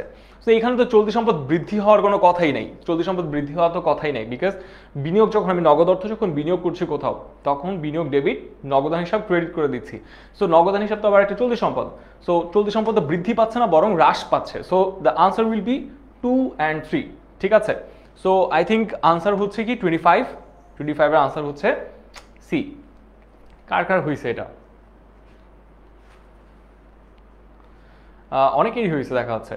24 যারা 25 এর ভুল আনসার দিয়েছিলাম, যারা হয়তো এই করিনি, তারা একটু জাস্ট এক্সপ্লেনেশনটা দেখে নিব। এক্সপ্লেনেশনটা খুবই ইম্পর্টেন্ট। আর এখন অনেকে ভিডিওতে আছে, এখনো পর্যন্ত লাইকটাই কিছু করে নাই, বাট এনিওয়েজ আমরা ক্লাসের নেক্সট পর্যায়ে চলে যাবো। আসো, মুনাফা বৃদ্ধি করতে অধিক অর্থ বিনিয়োগ করলে, মুনাফা বৃদ্ধি করতে অধিক অর্থ আছে, এটা তো মনে হয় মাত্রই দেখলাম। হ্যাঁ, মাত্রই তো দেখলাম। আচ্ছা, এটা গেল হচ্ছে আমাদের ফার্স্ট চ্যাপ্টার শেষ। ফার্স্ট চ্যাপ্টার রিলেটেড আর কোনো প্রশ্ন কি কারো কাছে আছে? কারো কাছে যদি থাকে কমেন্ট সেকশনে একটু তাড়াতাড়ি লিখে দাও, আমি এখনই সলভ করে দিচ্ছি। তারপর আমরা সেকেন্ড পার্টে চলে যাব, আমাদের আজকের এমসিকিউ ওয়ান শটের। যাদের এমসিকিউ ফার্স্ট চ্যাপ্টারে কোনো রকমের প্রবলেম যদি থাকে কমেন্ট সেকশনে আমাকে লিখে দাও, বাকি সেকেন্ড চ্যাপ্টারে যাওয়ার আগে আর কি। অর্থায়নের উৎস, one of the most boring chapters. শুরুর আগে থেকে বলে দিই, বিকজ এই চ্যাপ্টারটা আসলেই বোরিং অ্যান্ড অনেক বড় একটা চ্যাপ্টার, বাট এমসিকিউ এর জন্য এই চ্যাপ্টারটা খুবই ইম্পর্টেন্ট। তুমি সিকিউ এর জন্য এটাকে স্কিপ করে চলে যেতে পারো, বাট এমসিকিউ এর জন্য তোমাকে এটার উপরে দিয়ে যেতে হবে, তোমাকে মুখস্থ করেই যেতে হবে। সো আলটিমেটলি এই চ্যাপ্টারটা আমাদের স্কিপ করার কোনো সুযোগ নাই। রাদার আমরা এই চ্যাপ্টারটা কি করবো, আমরা এই চ্যাপ্টারটা একটু দেখবো কীভাবে এমসিকিউ আসে, সেগুলো দেখে তারপর আমরা সামনের দিকে যাবো, ঠিক আছে? আর এই চ্যাপ্টারটা আনসার করার জন্য তোমাদের হেল্প লাগবে আমার, by the way. So comment সেকশনে বেশি অ্যাক্টিভ থাকতে হবে। তারপরে হচ্ছে বেশি অ্যাক্টিভ হইতে হবে কিন্তু কমেন্ট সেকশনে। আমার কিন্তু আগেই বলে নিচ্ছি যে স্যার তোমাদের হেল্প লাগবে আমার এই পর্যায়ে এসে। সো কমেন্ট সেকশনে অ্যাক্টিভ থাকবা তোমরা। আচ্ছা আসো, সেকেন্ড চ্যাপ্টার, তহবিল ব্যবস্থাপনার গুরুত্বপূর্ণ কাজ কোনটি? তহবিল ব্যবস্থাপনার গুরুত্বপূর্ণ কাজ কোনটি? তথ্য প্রকাশ, অর্থ ব্যয়, লভ্যাংশ নীতি নির্ধারণ, অর্থের উৎস নির্ধারণ। কোনটা হওয়ার কথা স্যার এখানে? এক নাম্বারটা। ফার্স্টে দেখি তোমার হেল্প লাগতেছে, তোমাদের হেল্প লাগবে আমার। নাজিফা বলছে ক্লাসের সবসময় অ্যাক্টিভ থাকি, তো নোটিস করলো না। এই তো নোটিস করছি এখন। হাই নাজিফা, কি খবর? আচ্ছা, এই কোয়েশ্চেনটার আনসার কি হতে পারে আমাকে একটু হেল্প করো এখানে, যে তহবিল ব্যবস্থাপনার গুরুত্বপূর্ণ কাজ কোনটি? কোনটা? 1D। তানহা বলছে 1D, আয়েশা বলছে 1D, সামিউল 1D। আচ্ছা, আর কি কি আছে? জান্নাতুল ফেরদৌস 1C না স্যার। রিফাত বলছে ডি হবে আনসার। তারপরে হচ্ছে চলো আমরা দেখি এটা আনসার কি হবে। অর্থের উৎস নির্বাচন, আমারও মনে হয় যে মানে অর্থের উৎস নির্বাচনটাই should be the perfect answer. স্বল্পমেয়াদী অর্থায়নের সুদবিহীন ঋণ কোনটি? ভালোভাবে খেয়াল করে কি বলা আছে এখানে। স্বল্পমেয়াদী অর্থায়নের সুদবিহীন ঋণ কোনটি? অর্থাৎ যেই ঋণের উপরে আমরা কোনো সুদ ক্যালকুলেশন এখানে করব না, সেই ধরনের ঋণ এখানে কোনটা, সেটা আমাকে একটু কমেন্টে লিখে দাও কোনটা সেটা। 2 নাম্বার, অ্যাগেন আমার হেল্প লাগবে, আমি আগে বলে নিছি। সো আমি এখানে স্বল্পমেয়াদী অর্থায়নের সুদবিহীন ঋণ কোনটা? 2 নাম্বার। দুইয়ের আনসার কি হবে? এখানে নাজিফা আনসার করছে দেখতে পাচ্ছি, সাদিয়া আফরিন আনসার করছে, বাইজিদ আনসার করছে, ওটা কে? সাবিনা আনোয়ার আনসার করতেছে। আর ইউটিউবে অনেকেই অ্যাক্টিভ, ইউটিউবের কমেন্ট সেকশন আজকে খুবই active. So kudos to them, অনেক অ্যাক্টিভ কমেন্ট সেকশন, অ্যান্ড দেখে অনেক ভালো লাগতেছে। লাইক কমেন্ট ক্লাসটা নিয়ে পার্সোনালি অনেক ভালো লাগতেছে। কমেন্ট ইউটিউবেরটাও অ্যাক্টিভ, ফেসবুকেরটাও অ্যাক্টিভ। সবাই কমেন্ট করে ফেলো 2 এর আনসার কি হবে। এদিকে দেখতে পাচ্ছি 2 এর হবে হচ্ছে বি, 2 এর হবে এ। কোনটা দেখি? 2 এর অনেকে বি বলছে, অনেকের হবে ডি, 2 এর এ। ইফতি কমেন্ট সেকশনে দেখতে পাচ্ছি ফেসবুকে বলছে যে 2 এর এ হবে। দেখি আজকে কারা কারা জেতে, লাইক ফেসবুক জেতে নাকি আজকে ইউটিউব জেতে, কে জিতবে আজকে? সো ফার্স্টলি হচ্ছে 2 এর দেখতে পাচ্ছি এখানে আমাকে বলতেছে 2 এর এ হবে হচ্ছে, ফেসবুকের বেশিরভাগ বলতেছে 2 এর এ হবে, কিন্তু যারা ইউটিউবে আছে তারা বেশিরভাগ বলছে 2 এর হবে বি। চলো লেটস গো, দেখি কোনটা হবে। আমার কাছে মনে হয় যে আনসার হবে A, and answer is A. So basically ফেসবুকে যারা আছে তারা সঠিক আনসারটা দিচ্ছে এখানে, যে বাকিতে পণ্য ক্রয়।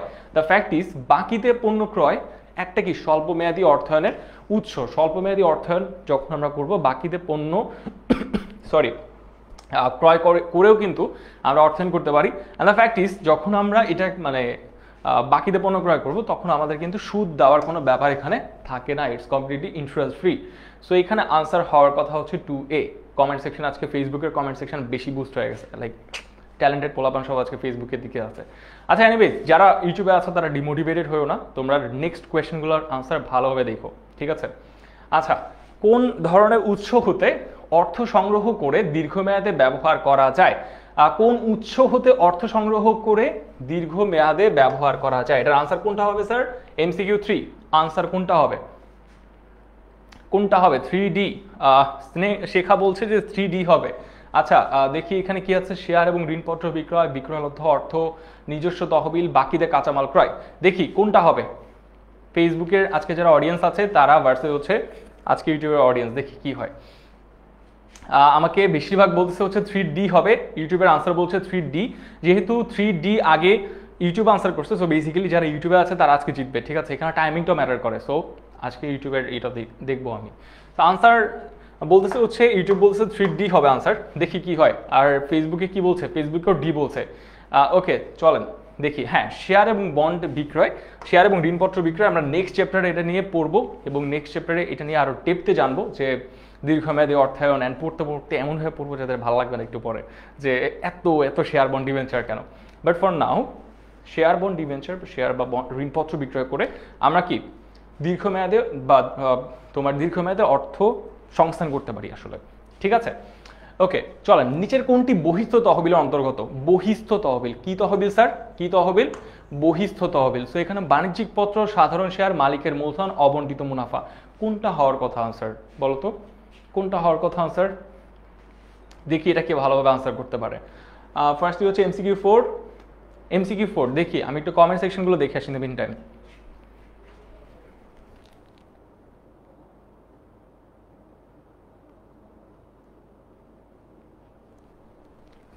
কি অবস্থা দেখি। 4 এর বলতেছে সবাই এ হবে আনসার। 4 এর এ বলতেছে হচ্ছে ইউটিউব। দেখি 4 এর এ ইউটিউব বলতেছে। ফেসবুকে কি অবস্থা? 4 এর এ। আচ্ছা একজন বলতেছে 4 এর হবে বি, কোনটা নেওয়া যায় বলো? আবার অনেকে বলতেছে 4 এর হবে ডি। মিক্সড আনসার আসতেছে কেন আজকে? কমেন্ট সেকশনে 4 এর এ বলতেছে, 4 এর দেখি, আচ্ছা দেখি কোনটা হবে। বাণিজ্যিক পত্র, নিচে কোনটি বহিস্থ তহবিলের অন্তর্গত? বাণিজ্যিক পত্র কেন স্যার?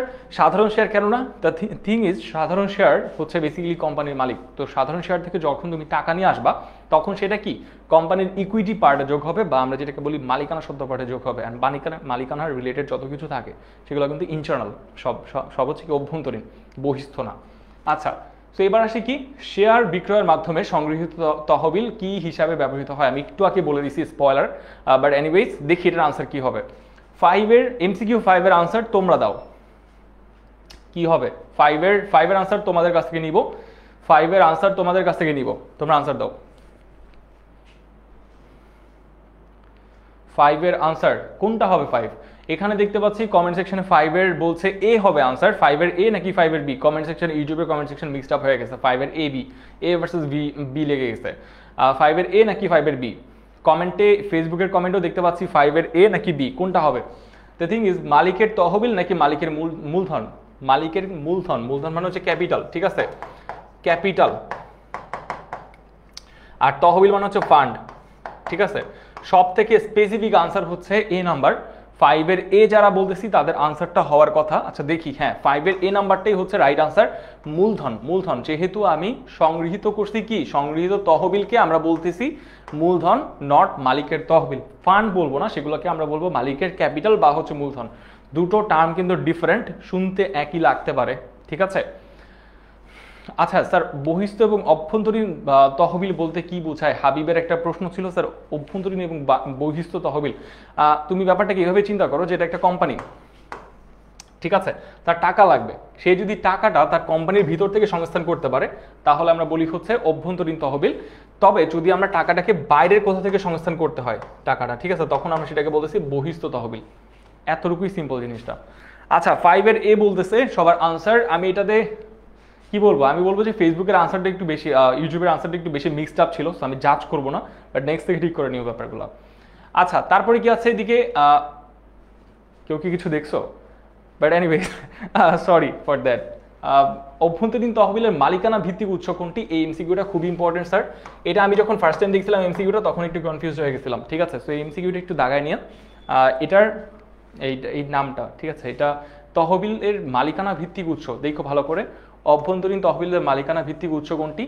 দুটো ক্যাটাগরি আছে, নিজস্ব তহবিল, আরেকটা হচ্ছে কি মালিকের তোমার শেয়ার মূলধন যেটা আর কি। সো এটা খুবই খুবই ইম্পর্টেন্ট একটা এমসিকিউ, একটু দেখে রেখো এটা, ঠিক আছে। এটা কোনটা হবে আনসার? শেয়ার।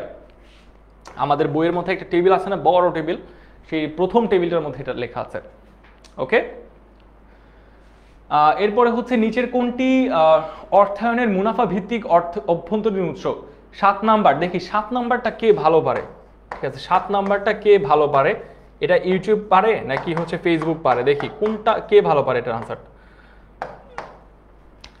কোনো ড্র হবে না, ঠিক আছে, কোনো ড্র হবে না। 7 এর বলতেছে হচ্ছে ডি, অবন্টিত মুনাফা, অর্থায়নের মুনাফা ভিত্তিক অভ্যন্তরীণ উৎস। 7 এর কোনটা হবে আনসার?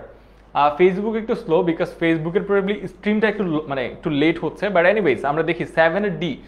ফেসবুকে এদিকে, ইউটিউবে দেখতে পাচ্ছি মিয়াদ, তারপরে হচ্ছে শেখা, তানহা, তারপর হচ্ছে সামিউল, তারপর হচ্ছে মোজাম্মেল, আর সবাই দেখি ভাষায় বলছে কোয়েশ্চেন আনসার দিয়ে। তাহিয়া আনসার করছে, রাহি আনসার করছে, আবার দেখা যাচ্ছে আর সবাই বলতেছে 7 এর ডি। আচ্ছা এখানে একটা অ্যাডভান্টেজ আছে আসলে, বেসিক্যালি ইউটিউবের স্ট্রিমটা ওরা আগে দেখতে পাচ্ছে, ফেসবুক একটু পরে দেখতে পাচ্ছে, তো sorry for that again. But again আমি এখানে আনসার অ্যাকুরেসি চেক করলে দুটোই আসলে ড্র, ফেসবুকের অডিয়েন্সও সেরা, ইউটিউবের অডিয়েন্সও সেরা দেখতে পাচ্ছি। সো এই তো সেরা, আই মিন এখানে তোমার আনসার হওয়ার কথা হচ্ছে কোনটা, দেখি অবন্টিত মুনাফা, ঠিক আছে, বা সংরক্ষিত তহবিল, অবনীত মুনাফা থেকে সংরক্ষিত তহবিল আমরা বানাই আর কি। আচ্ছা এনিওয়েজ, আর স্বল্পমেয়াদী তহবিলের স্বল্পমেয়াদী অর্থায়নের উৎস কোনটি? ঋণপত্র, লিজিং, আর্থিক প্রতিষ্ঠানের ক্ষুদ্র ঋণ, এটা কোনটা হবে? খুবই বেসিক একটা কোয়েশ্চেন, কোনটা হবে আনসার? আমি একটু ভালোভাবে দেখা দিই কি বলা হয়েছে এখানে। স্বল্পমেয়াদী অর্থায়নের উৎস কোনটি? স্বল্পমেয়াদী অর্থায়নের উৎস, ঠিক আছে। এখানে মিয়াদ বিন মামুন ও স্প্যাম করতেছে লিটারেলি যে এখানে আনসার হবে হচ্ছে ডি, ওকে।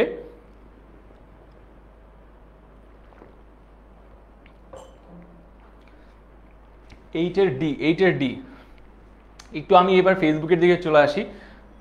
স্যার শেয়ার কি বহিস্থ নাকি অভ্যন্তরীণ? শেয়ার এর অর্থ তো বাইরে থেকে আসে। ভালো প্রশ্ন হাবিব, যে শেয়ার অভ্যন্তরীণ নাকি বাহ্যিক, এটাও তো বাইরের থেকেই আসে। দ্য ফ্যাক্ট ইজ শেয়ার মালিককে কি বলা হয়? সাধারণ শেয়ার মালিককে বলা হয় হচ্ছে কোম্পানির কি মালিক, রাইট? সো আলটিমেটলি শেয়ারের টাকাটা কিন্তু কোম্পানির বাইরে থেকে আসতেছে, কিন্তু যেহেতু সাধারণ শেয়ার মালিককে কোম্পানির মালিক বলা হচ্ছে, তো এটাকে অভ্যন্তরীণ তহবিল হিসেবেই দেখানো হয়। আমরা এইটার জন্য আগের এমসিকিউটাকে কি স্টার্ট দিয়ে রাখছিলাম কিন্তু। আচ্ছা, তো এখানে আমি একটু দেখি আমার ফেসবুকের ফেভারিট অডিয়েন্সগুলো চলে আসছে। এখানে মাহিয়া চলে আসছে, এখানে নৌসিন, তারপরে মাহি আনসার চলে আসছে, ফারিহা চলে আসছে, তারপর হচ্ছে আর কারাগার আছে দেখি, দেখতে পাচ্ছি না, কমেন্ট করো না কেন তোমরা। অন্তর আছে, তারপর মিথিলা আছে, এখানে নাজিফা আছে, অনেকে দেখতে পাচ্ছি কমেন্ট সেকশনে। তারপরে হচ্ছে স্মৃতি আছে। চলেন, এটার আনসার কোনটা হবে? ক্ষুদ্র ঋণ, খুবই সিম্পল। যে আসলে স্বল্পমেয়াদী তহবিলের অর্থায়নের উৎস কোনটা স্যার? ক্ষুদ্র ঋণ।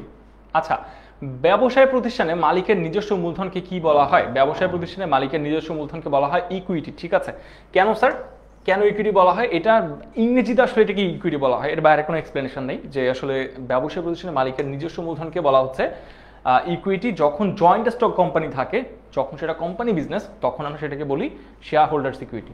ওকে, আচ্ছা, এবার আসা হচ্ছে কোনটি দীর্ঘমেয়াদী তহবিলের অন্যতম উৎস? দীর্ঘমেয়াদী তহবিল, ভালোভাবে খেয়াল করেন, দীর্ঘমেয়াদী তহবিল, দীর্ঘমেয়াদী তহবিল কোনটা হবে আনসার?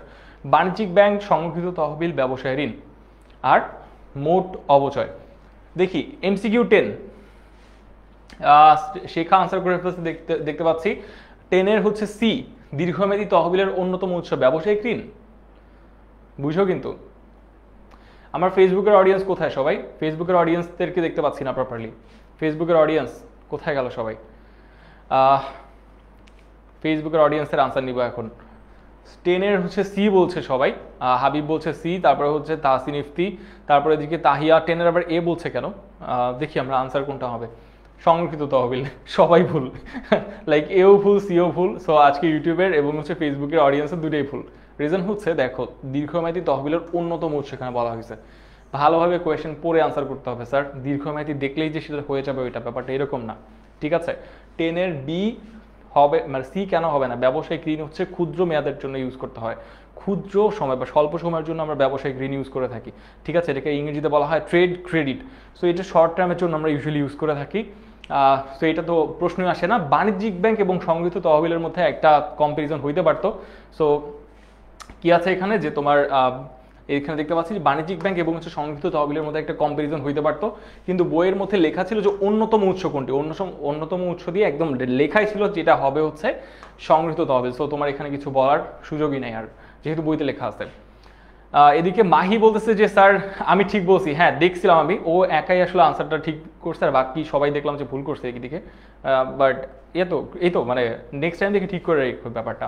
আগে দেখতে হবে যে দীর্ঘমেয়াদী মানে হচ্ছে ব্যবসায়িক ঋণ, এখান থেকে চলে গেছে গন। মোট অবচয় হয়, বাট তোমাদের 9-10-এর বইতে প্রবলি অবচয় নিয়ে বেশি একটা খাটায় নাই। সো ইয়া, আমি এখানে ডি নাম্বারটা বাদ দিয়ে দিব। এ আর বি এর মধ্যে কনফিউশন ছিল। কোনো বছর মুনাফা অপ্রতুল হলে সে বছর কোম্পানি ব্যবহার করতে পারে কোনটি? অবন্টিত মুনাফা, ঋণপত্র, তারপর হচ্ছে লভ্যাংশ সমতাকরণ তহবিল এবং সঞ্চিত তহবিল। দেখি এমসিকিউ 11 কে জিতে, এফবি নাকি হচ্ছে ওয়াইটি? কোন অডিয়েন্সটা আজকে জিতে? লেটস গো, এফবি ভার্সেস ওয়াইটি। এটার আনসার কোনটা হবে? 11 দেখতে পাচ্ছি। 11-এর এ মোজাম্মেল আনসার করছে, আয়েশা আনসার করছে, স্নেহা আনসার করছে, তারপর তানহা আনসার করছে, দিকে দেখতে পাচ্ছি তাহিয়াও আনসার করছে, রুম্মান আর আহির আনসার করেছে, তারপরে হচ্ছে মিয়াদ আনসার করছে, এদিকে রিফাত আনসার করছে।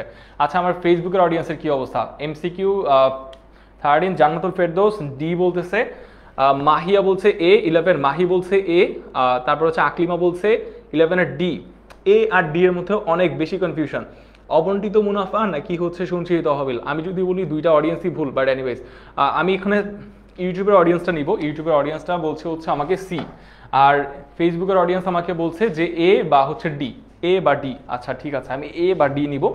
আচ্ছা, আমার অপিনিয়ন যদি তুমি নিতে যাও, এটা হবে হচ্ছে লভ্যাংশ সমতাকরণ তহবিল। ইয়েস, লভ্যাংশ সমতাকরণ তহবিল, সি নাম্বারটা should be the right answer. So ফেসবুকের অডিয়েন্স এবার ফেল করছে বেসিক্যালি, ইউটিউবের অডিয়েন্সটা বেশি ভালো করছে। So congratulations to them. ফেসবুকের অডিয়েন্সের পড়াশোনা করা উচিত আসলে, এখন পরীক্ষা বেশি দেরি নেই। সো তোমরা বই নিয়ে বসো, এটা ছাড়া আর কোনো ভালো অ্যাডভাইস আমার কাছে নাই। তোমরা যদি এখন দেখো কোয়েশ্চেনটা ভালো মতো খেয়াল করো, তুমি কি বলা হয়েছে এখানে। প্রথমতই হচ্ছে যে কোন বছরে মুনাফা অপ্রতুল হলে সে বছর মুনাফা কি আছে স্যার, মুনাফা অপ্রতুল। অপ্রতুল যখন হয় তখন বেসিক্যালি কোম্পানি কি হয়, তোমার লভ্যাংশ কম দেয়, রাইট? লভ্যাংশ কম দেওয়ার একটা সুযোগ থাকে শেয়ার হোল্ডারদেরকে।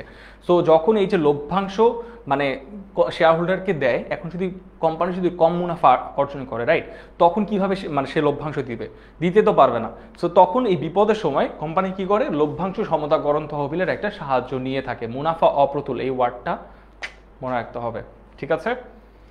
পড়াশোনা করেন স্যার, পরীক্ষা কিন্তু বেশি দেরি নাই। ওকে, আচ্ছা। স্বল্প যন্ত্রপাতি মেরামত, কাঁচামাল ক্রয়, শ্রমিকের মজুরি প্রদান কোন ধরনের অর্থায়নের অন্তর্ভুক্ত? যন্ত্রপাতি মেরামত, কাঁচামাল ক্রয়, শ্রমিকের মজুরি, যারা অ্যাকাউন্টিং পারি তারা অ্যাকাউন্টিং এর মধ্যে জানি এগুলোকে একটা খরচের মধ্যে অন্তর্ভুক্ত করা হয়, সেটা হচ্ছে মুনাফা জাতীয় খরচ বা মুনাফা জাতীয় ব্যয়, রাইট? মুনাফা জাতীয় ব্যয়ের মধ্যে অন্তর্ভুক্ত করা হয়। আনসার কোনটা হবে স্যার? দেখতে পারি যে এমসিকিউ 12, এমসিকিউ 12 তাহিয়া আনসার করছে এমসিকিউ 12 এর সি। তারপর হচ্ছে রুফায়দা আনসার করছে, এখানে দেখতে পাচ্ছি 12 এর সি। তাহিয়া আনসার করছে 12 এর সি। তারপরে হচ্ছে তাহিয়া, ওকে দেখতে পাচ্ছি না প্রপারলি। ফারিয়া আনসার করছে 12 এর সি। আচ্ছা, আমার ফেসবুকের অডিয়েন্সের কি অবস্থা? আরিফা আনসার করছে, এদিকে দেখতে পাচ্ছি অপ্রতুল মানে হচ্ছে কম। তারপরে হচ্ছে আরিফা আনসার করছে, ফারিহা আনসার করছে, আকলিমা আনসার করছে সি। সবাই সি, সি এর বর্ণনা বয়ে যাচ্ছে। তো এখানে অবশ্যই এটা কি একটা স্বল্প মেয়াদি তহবিল, বিকজ অ্যাকাউন্টিং এ আমরা পড়ছিলাম দিস ইজ কল্ড কি, মুনাফা জাতীয় ব্যয়, ঠিক আছে? ফেসবুকে এখনো দেখতে পাচ্ছি প্রপারলি লাইক টাইক হয় নাই, বাট এনিওয়েজ। আচ্ছা, এবার দেখি কাশেম বেকারির বিস্কুট উৎপাদনের জন্য শফি ব্রাদার্স হতে ময়দা ক্রয় করলে কোন ধরনের অর্থায়ন সংগঠিত হয়? প্রথমত হচ্ছে প্রাপ্য বিল, ক্ষুদ্র ঋণ, প্রদেয় বিল, বাণিজ্যিক পত্র। দেখি এবার মানে এইটা কে সঠিক আনসার দেয়, ওয়াইটি আনসার দেয় নাকি ফেসবুক আনসার দেয়, নাকি দুইজনে একই সাথে ভুল আনসার দেয়, নাকি দুইজনে একই সাথে সঠিক আনসার দেয়? কোনটা হবে আনসার? এটা হচ্ছে এমসিকিউ 13, কোনটা হবে আনসার?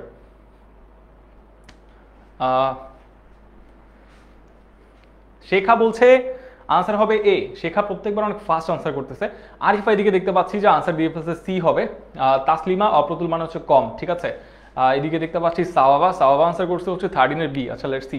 ক্ষুদ্র ঋণ আই বিলিভ নট।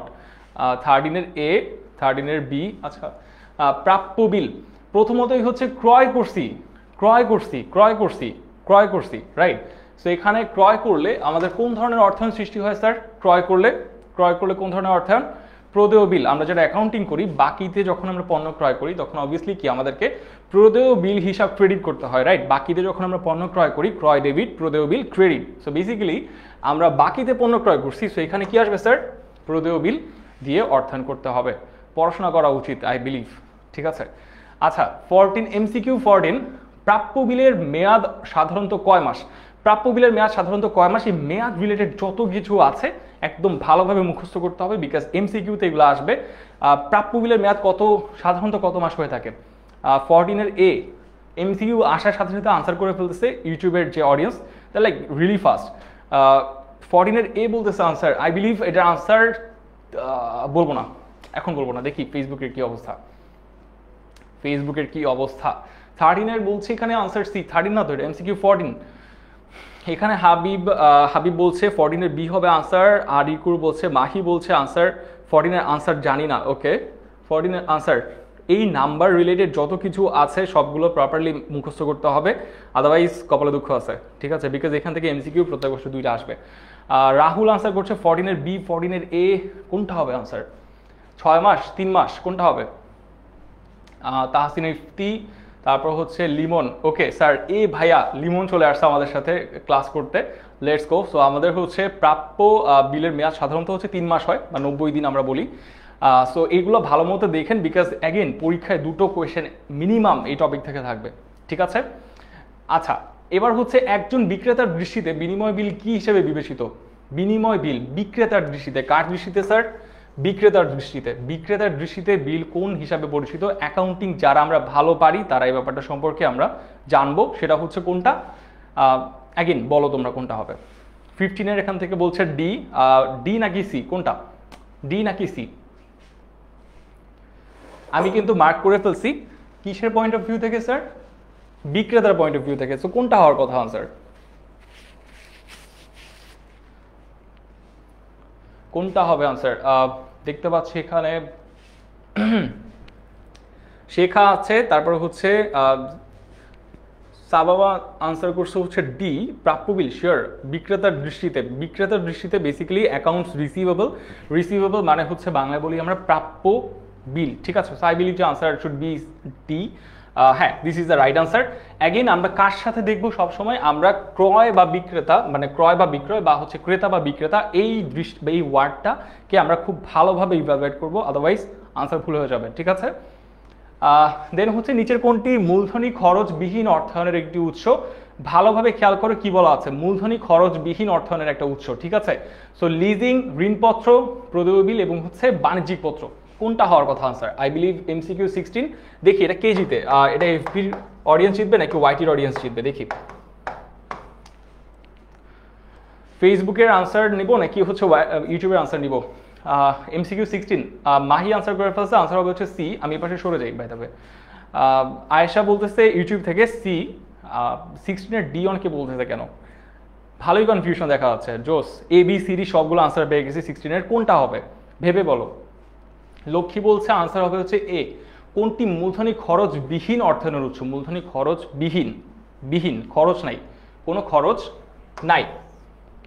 অ্যাগেন প্রদেয় বিল খরচ থাকতে পারে, বাণিজ্যিক পত্রে খরচ আছে, ঋণপত্রেও খরচ আছে, কোনটার মধ্যে খরচ নাই স্যার? 16 সি। অনেকে বলছে সি নাকি এ, কোনটা? লিজিং, এক্স্যাক্টলি আনসার হচ্ছে কোনটা? প্রদেয় বিল। বিকজ লিজিং এর মধ্যেও খরচ আছে, লিজিং এর মধ্যে ইন্টারেস্ট দিতে হয় বা সুদ দিতে হয়, সো লিজিং ফ্রি না। আর প্রথমতই হচ্ছে এখানে তোমাকে বুঝতে হবে যে লিজিং মানে কি, একটা তুমি নির্দিষ্ট সময়ের জন্য একটা জিনিস মানে কোনো একটা অ্যাসেট বা সম্পদকে ভাড়া নিছো অ্যান্ড তুমি সেটার অ্যাগেনস্টে কি করবা, ইন্টারেস্ট তোমাকে পে করতে হবে। So this is not free. Free কোনটা স্যার? প্রদেয় বিল ফ্রি, ঠিক আছে। প্রদেয় বিল কি, যে যখন তুমি কারো কাছ থেকে বাকিতে পণ্য ক্রয় করছো তখন কি তুমি প্রদেয় বিল নিচ্ছ এবং একটা সার্টেন টাইম 2 থেকে 3 মাস বা ইউজুয়ালি 3 মাস পরে তুমি সেটাকে ডিসকাউন্ট করে ফেলছো বা বাট্টা করে ফেলছো, ঠিক আছে। সো আলটিমেটলি এই যে প্রদেয় বিল থেকে কিন্তু কোনো তোমার মূলধনী খরচ জিনিসটা নাই। আচ্ছা, এখানে মাহি বলতেছে যে ও আগে বলছে, বাট 16 মধ্যে অনেকেরই খারাপ অবস্থা ছিল। 16তে ABCD সবগুলো আনসার আমি পেয়ে গেছি। সো গাইস, পড়াশোনা করতে হবে। অ্যাটলিস্ট এই চ্যাপ্টারটা থেকে আমরা সিকিউ আনসার করবো না। আই আন্ডারস্ট্যান্ড চ্যাপ্টারটা অনেক কঠিন, বাট অ্যাগেন সিকিউ আনসার করবো না, বাট MCQ এর জন্য আমরা এই পয়েন্টগুলো ভালোভাবে দেখব। নাম্বার আছে এগুলো, এখানে অনেকগুলো, সেই নাম্বারগুলো আমরা ভালো মতো মুখস্থ করে ফেলবো, ঠিক আছে। আচ্ছা চলেন এবারে 17, 500 টাকার বিলে 2% বাট্টা ধার্য করা হলে নগদ কত টাকা মানে সংগ্রহ করা যাবে? দ্য ফ্যাক্ট ইজ 500 টাকার 2% কত? 500 টাকার 2% হচ্ছে 10 টাকা, রাইট? তো এখন তুমি 500 টাকার 2% মানে তুমি সিম্পলি জাস্ট এখান থেকে এখান থেকে 500 এবং কি তোমার এখান থেকে হচ্ছে 500-র উপরে 2% বাট্টা, তাই তো? সো কত আসে এখানে? 490 টাকা শুড বি দ্য আনসার। এখানে বাট্টা করার ফলে, আচ্ছা এই কনসেপ্টটা কি? এই কনসেপ্টটা নিয়ে একটু ওরিড, যে অনেকে বলতেছে যে কম দিচ্ছি, মানে তোমার 500 টাকার উপরে 2% বাট্টা দিয়ে 490 টাকা। আমাকে কি একটু বুঝে দেওয়ার বা যে প্রদেয় বিলের জিনিসগুলো বা এই মানে তোমার এই বাট্টাগুলো আসলে কিভাবে কাজ করে, এই বিলের বাট্টাগুলো আসলে কিভাবে কাজ করে আমাকে বলতে পারবা এনিওয়ান? এটা একটু এক্সপ্লেইন করো, লাইক এই পুরো মেকানিজমটা কিভাবে কাজ করে। প্রথমতই হচ্ছে আমি যদি তোমাদেরকে একটু এক্সপ্লেন করতে চাই, তুমি কারো কাছ থেকে বাকিতে কিনছো এবং হচ্ছে বাকিতে বিক্রি করছো, ঠিক আছে। এই দুটো সিনারিও আমি তোমাকে দিলাম। তুমি ইউজুয়ালি হয় কি তুমি চেকে পেমেন্ট করতে পারো, না হলে তুমি টাকায় পেমেন্ট করতে পারো বা নগদে পেমেন্ট করতে পারো, এবং থার্ডলি হচ্ছে তুমি বিলে পেমেন্ট করতে পারো। এখন যখন বিলে পেমেন্ট হয় তখন লেখা থাকে যে টাকাটা আমি আজকে দিব না, টাকাটা আমি একটা সার্টেন ডেট বা একটা নির্দিষ্ট সময় দিব, হয়তোবা সেটা 1 মাস পরে, হয়তোবা সেটা 2 মাস পরে বা 3 মাস পরে ম্যাক্সিমাম, কিন্তু ওই তারিখের মধ্যে আমি টাকাটা তোমাকে দিয়ে দিব। প্রবলেমটা হয় কি জানো? ফর এক্সাম্পল মানে আমি কারোর কাছে বিক্রি করছি এবং সে আমাকে একটা কি দিছে, বিল দিছে, অ্যান্ড আমি সেই বিলটা ভাঙানোর জন্য আমাকে 3 মাস অপেক্ষা করতে হবে। হোয়াট ইফ আমার কালকে টাকার প্রয়োজন হয়, তখন আমি কি করব? তখন আমি এই বিলটা নিয়ে যাব হচ্ছে ব্যাংকের কাছে, যে ব্যাংক আমার এই যে বিল আছে এই বিলটা 3 মাস পরে আমাকে টাকা দিবে, বাট আমার এখন টাকা দরকার। তখন ব্যাংক কি করবে? আচ্ছা ঠিক আছে, তোমার 500 টাকার বিল, বাট আমি তো তোমাকে 500 টাকা এখন রাইট নাও দিব না, আমি তোমাকে 2% বাট্টা করে তারপরে দিব। তখন ব্যাংক তোমাকে দিবে হচ্ছে 490 টাকা, ঠিক আছে। আর মাঝখানে ওই যে প্রাপ্য বিলটা যে তুমি তার কাছে কম দামে বিক্রি করলা ব্যাংকের কাছে, ব্যাংক 3 মাস ধরে ওই প্রাপ্য বিলটা ধরে থাকবে নিজের কাছে। যখন মেয়াদ শেষ হবে তখন ব্যাংক 500 টাকা নিয়ে যাবে। সো বেসিক্যালি মাঝখানে যে 10 টাকা সেটা ব্যাংকের জন্য profit. So this how the mechanism works প্রাপ্য বিল এবং প্রদেয় বিল দুটোর ক্ষেত্রেই, ঠিক আছে। বিক্রেতার জন্য এটা প্রাপ্য বিল আর ক্রেতার জন্য সেটা কি একটা প্রদেয় বিল। আচ্ছা চলো এবার আসা হচ্ছে এমসিকিউ 18, স্বল্পমেয়াদী অর্থায়নের বাহ্যিক উৎস কোনটি? স্বল্পমেয়াদী অর্থায়নের বাহ্যিক উৎস এটার কোনটা হতে পারে? স্বল্পমেয়াদী অর্থায়নের বাহ্যিক উৎস, রাইট? বাহ্যিক উৎস, বাইরের উৎস, এক্সটার্নাল সোর্স। তো এখানে সঞ্চিত তহবিল আগেই হবে না, অবন্টিত মুনাফা হবে না, খুব ইজি তো এটা। কোনটা হবে? 18 এর এ, আই বিলিভ 18 এর এ হবে, বিকজ বাকি যতগুলো তহবিল আছে অবন্টিত মুনাফা বা রিটেন আর্নিংস, তারপর হচ্ছে সঞ্চিত তহবিল, তারপর হচ্ছে অবচয় তহবিল বা ডেপ্রিসিয়েশন ফান্ড, এগুলো হচ্ছে কি অবভিয়াসলি তোমার ইন্টারনাল সোর্স অফ ফাইন্যান্সিং, অর্থাৎ অভ্যন্তরীণ সোর্স, ঠিক আছে? এগুলো কিন্তু বাহ্যিক সোর্স না। তো এই জিনিসটা একটু তোমাকে বুঝে নিতে হবে। আচ্ছা এবার আসা হচ্ছে বাণিজ্যিক পত্র বিক্রয়ের জামানত হিসেবে কাজ করে কোনটি? বাণিজ্যিক পত্র বিক্রয়ের জন্য তোমাকে একটা ব্লু চিপ কোম্পানি হইতে হবে। ব্লু চিপ কোম্পানি কি স্যার? ব্লু চিপ কোম্পানি মানে হচ্ছে যে কোম্পানিগুলো ইউজুয়ালি খুব রেগুলারলি মানে ডিভিডেন্ড বা হচ্ছে লভ্যাংশ দেয়, যাদের আর্থিক অবস্থা ভালো, যাদের আর্থিক অবস্থা ভালো তাদেরকে আমরা বলছি ব্লু চিপ কোম্পানি। অর্থাৎ ব্লু চিপ কোম্পানির একটা কি সুনাম থাকে, ঠিক আছে? একটা কি সুনাম থাকে, তো সুনামটাকে বিক্রি করে বা সুনামটার উপরে ভর করে তারা বেসিক্যালি বাণিজ্যিক পত্র ইস্যু করে থাকে। তাই আমরা বলতে পারি যে বাণিজ্যিক পত্র বিক্রয়ের জামানত হিসেবে কাজ করে হচ্ছে তোমার প্রতিষ্ঠানের সুনাম, ঠিক আছে? ভেরি ভেরি ইম্পর্টেন্ট একটা এমসিকিউ, এটা বুঝে মানে মাথায় রাখবা। আচ্ছা ব্র্যাক কোন ধরনের প্রতিষ্ঠান? ব্র্যাক তোমাদের বইতে বলা আছে ব্র্যাক একটা এনজিও প্রতিষ্ঠান, বাট ব্র্যাক রাইট নাও অনেকগুলো ভার্টিকালে কাজ করে, বাট যেহেতু তোমাদের বইতে একটা এনজিও হিসেবে এটাকে লেখা আছে, so the answer will be এটা, ঠিক আছে? আচ্ছা ব্যবসায় গুদামজাতকরণ পণ্যের বিপরীতে কোন ধরনের তহবিল সংগ্রহ করা যায়? গুদামজাতকরণ পণ্য তহবিল, বা এটাকে গুদামজাতকরণ পণ্যটাকে একটু রিপ্লেস করে আমরা যদি বলি মজুদ পণ্য, ঠিক আছে? মজুদ পণ্য এর বিপরীতে কোন ধরনের তহবিল সংগ্রহ করা যায়? মজুদ পণ্য বন্ধক রেখে বা মজুদ পণ্যের এগেইনস্টে আমরা কোন ধরনের তহবিল সংগ্রহ করতে পারি? কি হবে আনসার? দেখি এটা কি আনসার দিতে পারে। আফরিন এখান থেকে বলছে 21 বি হবে আনসার। মাহি আনসার দাও, 21 এর আনসার কি হবে? এদিকে দেখতে পাচ্ছি অদিতি আনসার করেছে বি হবে আনসার। এই ইউটিউবের অডিয়েন্সের এই অবস্থা হলো কেন? ইউটিউব তো অনেক ভালো ছিল একটু আগে। সবাই আনসার দাও। ফাবিহা আনসার করছে হচ্ছে 21 বি। ওকে, হাবিব আনসার করছে ফেসবুক থেকে 21 বি। কি হবে আনসার? দীর্ঘমেয়াদী তহবিল, ভালোভাবে বুঝো মজুদ পণ্য এর এগেইনস্টে, মজুদ পণ্যের এগেইনস্টে কোনটা হবে, ঠিক আছে? একটু বুঝে শুনে আনসার করতে হবে। 21 ইশতিয়াক বলছে 21 এ হবে, বেশিরভাগ আনসার বলতেছে বি হবে। আচ্ছা দেখি, বাট এটার আনসার হবে হচ্ছে এ, স্বল্পমেয়াদী প্রাতিষ্ঠানিক। বিকজ হচ্ছে দেখো তুমি মজুদ পণ্য বন্ধক রাখছো, রাইট? মজুদ পণ্যটাকে বন্ধক রেখে for a shorter period of time তুমি কারো কাছ থেকে লোন নিচ্ছ। তোমার কারখানায় মনে করো কিছু মজুদ পণ্য আছে, এক্সট্রা মজুদ পণ্য আছে, সেটা থেকে তুমি কি করতে পারছো? সেটা তুমি কারো কাছে বন্ধক রেখে বা তোমার যারা পারচেজার বা সেলার আছে তাদের কাছে রেখে তুমি কিছু টাকা স্বল্প সময়ের জন্য নিচ্ছ, স্বল্প সময়ের জন্য নিচ্ছ। সো বেসিক্যালি এটা একটা স্বল্পমেয়াদী অর্থায়ন প্রাতিষ্ঠানিক। এটা দীর্ঘমেয়াদী বা এই মানে বিসিডি হবে না। হওয়ার কথা হচ্ছে যে এই দুটোর মধ্যে একটা কনফিউশন লাগতে পারতো, বাট যেহেতু এটা কি একটা তুমি কারোর কাছ থেকে বন্ধক রাখছো তোমার কোনো একটা সাপ্লায়ার বা পারচেজারের কাছ থেকে, সো এটা একটা প্রাতিষ্ঠানিক উৎস অবশ্যই না। ওকে, আচ্ছা, সো এটার আনসার হবে হচ্ছে এ নাম্বার। পড়াশোনা করতে হবে স্যার। যখন আমি এই টপিক থেকে প্রশ্ন করতেছি তখন দেখতে পাচ্ছি যে 2 ধরনের অডিয়েন্স 4 ধরনের আনসার দিচ্ছে। সো এটা কিন্তু করা যাবে না বিকজ পরীক্ষা সামনে, অ্যান্ড এই টপিকটা খুবই ইম্পর্টেন্ট, ঠিক আছে? সো এটা একটু ভালোভাবে বুঝে শুনে আনসার করবো আমরা, এবং বই থেকেও একটু ভালোভাবে দেখবো। ব্যবসায়ের স্থায়ী সম্পদ অর্জনের ক্ষেত্রে সবচেয়ে সুবিধাজনক অর্থায়ন কোনটা? স্থায়ী সম্পদের ক্ষেত্রে দীর্ঘমেয়াদী ঋণ সব থেকে সুবিধাজনক একটা তোমার অর্থায়নের উৎস। এমসিকিউ 23, দীর্ঘমেয়াদী অর্থায়নের সর্বনিম্ন মেয়াদ কয় বছর? দীর্ঘমেয়াদী অর্থায়নের সর্বনিম্ন মেয়াদ হচ্ছে কত? 5 বছর। আচ্ছা, আন্তর্জাতিক মুদ্রা তহবিলের সদস্য সংখ্যা কত? আমি ঠিক জানি না, তোমাদের কাছ থেকে আমার আনসারটা নেওয়া লাগবে। সো এটার আনসারটা তোমরা দাও, আমি এটা জানি না অ্যাকচুয়ালি। 24 কোনটা হবে আনসার? 189 না? 189 নাকি কত এটা? 24 ফেসবুক ইউটিউবের অডিয়েন্সের যে কি হয়েছে স্যার, কোথায় গেল? 24 ডি, আই বিলিভ 24 ডি হওয়ার কথা। আই বিলিভ যে 24 ডি হওয়ার কথা। সবাই দেখি একটু কি হয় আনসার। 24 এর আনসার কি হওয়ার কথা স্যার? 24 কি ডি হবে? 24 ডি হইলে I have a very sharp memory because আমি এটা বহুত আগে পড়ছি। সো এখানে 24 কি ডি? হ্যাঁ ঠিক আছে। 24D আন্তর্জাতিক মুদ্রা তহবিলের প্রধান কার্যালয় কোথায় অবস্থিত? নিউ ইয়র্কে অবস্থিত এটা স্যার। তারপরে হচ্ছে 26 কোনটি অর্থায়নের দীর্ঘমেয়াদী উৎস? বাণিজ্যিক ব্যাংক প্রদত্ত ঋণ হতে পারে, ক্ষুদ্র ঋণ তো অবভিয়াসলি হবে না, প্রদেয় হবে না। আমি মনে করি যে এটা হওয়ার কথা হচ্ছে লিজিং। সো তোমাদের আনসার, তোমাদের অপিনিয়ন চাচ্ছি। 26 গাইস, 26 নাম্বার, 26 এর আনসার কি হবে? 26 এর আনসার কি হবে একটু আমাকে কমেন্টে লিখে দাও।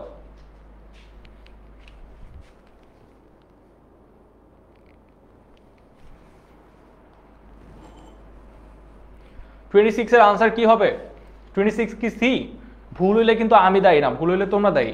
নুসাত আনসার বলতেছে, তারপর হচ্ছে সানজিদা, তারপরে ইশতিয়াক। 26 সি। Let's go. তারপর আর কি আছে স্যার? এদিকে দেখতে পাচ্ছি 26 সি। চলো তোমাদের ভরসায় দিয়ে দিলাম, আনসার ঠিক আছে, ইয়েস। এরপরে দীর্ঘমেয়াদী অর্থায়নের অভিনব পদ্ধতি কোনটি? লিজিং। বইতে এটাই লেখা ছিল। আচ্ছা, স্বল্পমেয়াদী অপ্রাতিষ্ঠানিক, ঠিক আছে, স্বল্পমেয়াদী অপ্রাতিষ্ঠানিক তহবিলের উৎস কোনটি? ক্রেতা হতে অগ্রিম গ্রহণ, এটা হবে। মজুদ মাল বন্ধকীকরণ, এটাও হবে। প্রাপ্য বিল বাট্টাকরণ, এটা হবে কিনা আমি নট শিওর। সো এটার আনসার তোমার থেকে নেওয়া লাগবে। MCQ 28 আনসার কি হবে? আমি বলবো যে এই দুইটা শিওর, ঠিক আছে, বাট এটা শিওর কিনা আমি জানি না। 26 28 এখানে ফাবিহা বলছে 28 এর সি হবে স্যার। 28 এর সি। তারপরে হচ্ছে আনিসুর বলছে 20 সি। তারপরে হচ্ছে 20 ইশতিয়াক, তারপরে মাহি, তারপরে মেঘ, তারপরে হচ্ছে এদিকে দেখতে পাচ্ছি ফারিহা, তারপরে ফারহান, সবাই আনসার করতেছে। তারপরে হচ্ছে এদিকে দেখতে পাচ্ছি মোজাম্মেল আনসার করছে, তানহা আনসার করছে, শেখা আনসার করছে, হাবিব। লেটস গো, কোনটা হবে আনসার দেখি সবারটাই ভুল হয়েছে। ওকে, সো এটার আনসার হবে হচ্ছে বেসিক্যালি প্রাপ্য বিল বাট্টাকরণটাও কি অপ্রাতিষ্ঠানিক তহবিলের একটা উৎস, ঠিক আছে। আমার কথা শুনে আনসার করার প্রধান ডিসঅ্যাডভান্টেজ হচ্ছে এটা, স্যার বলছে যেটা সেটা কিন্তু 100% রাইট না, আমি তো তোমাদের থেকে টেস্ট নিতেছি। আচ্ছা, সো এরপরে হচ্ছে পাবলিক লিমিটেড কোম্পানি মূলধন সংগ্রহের জন্য ব্যবহার করতে পারে সাধারণ share, bonus share, right share.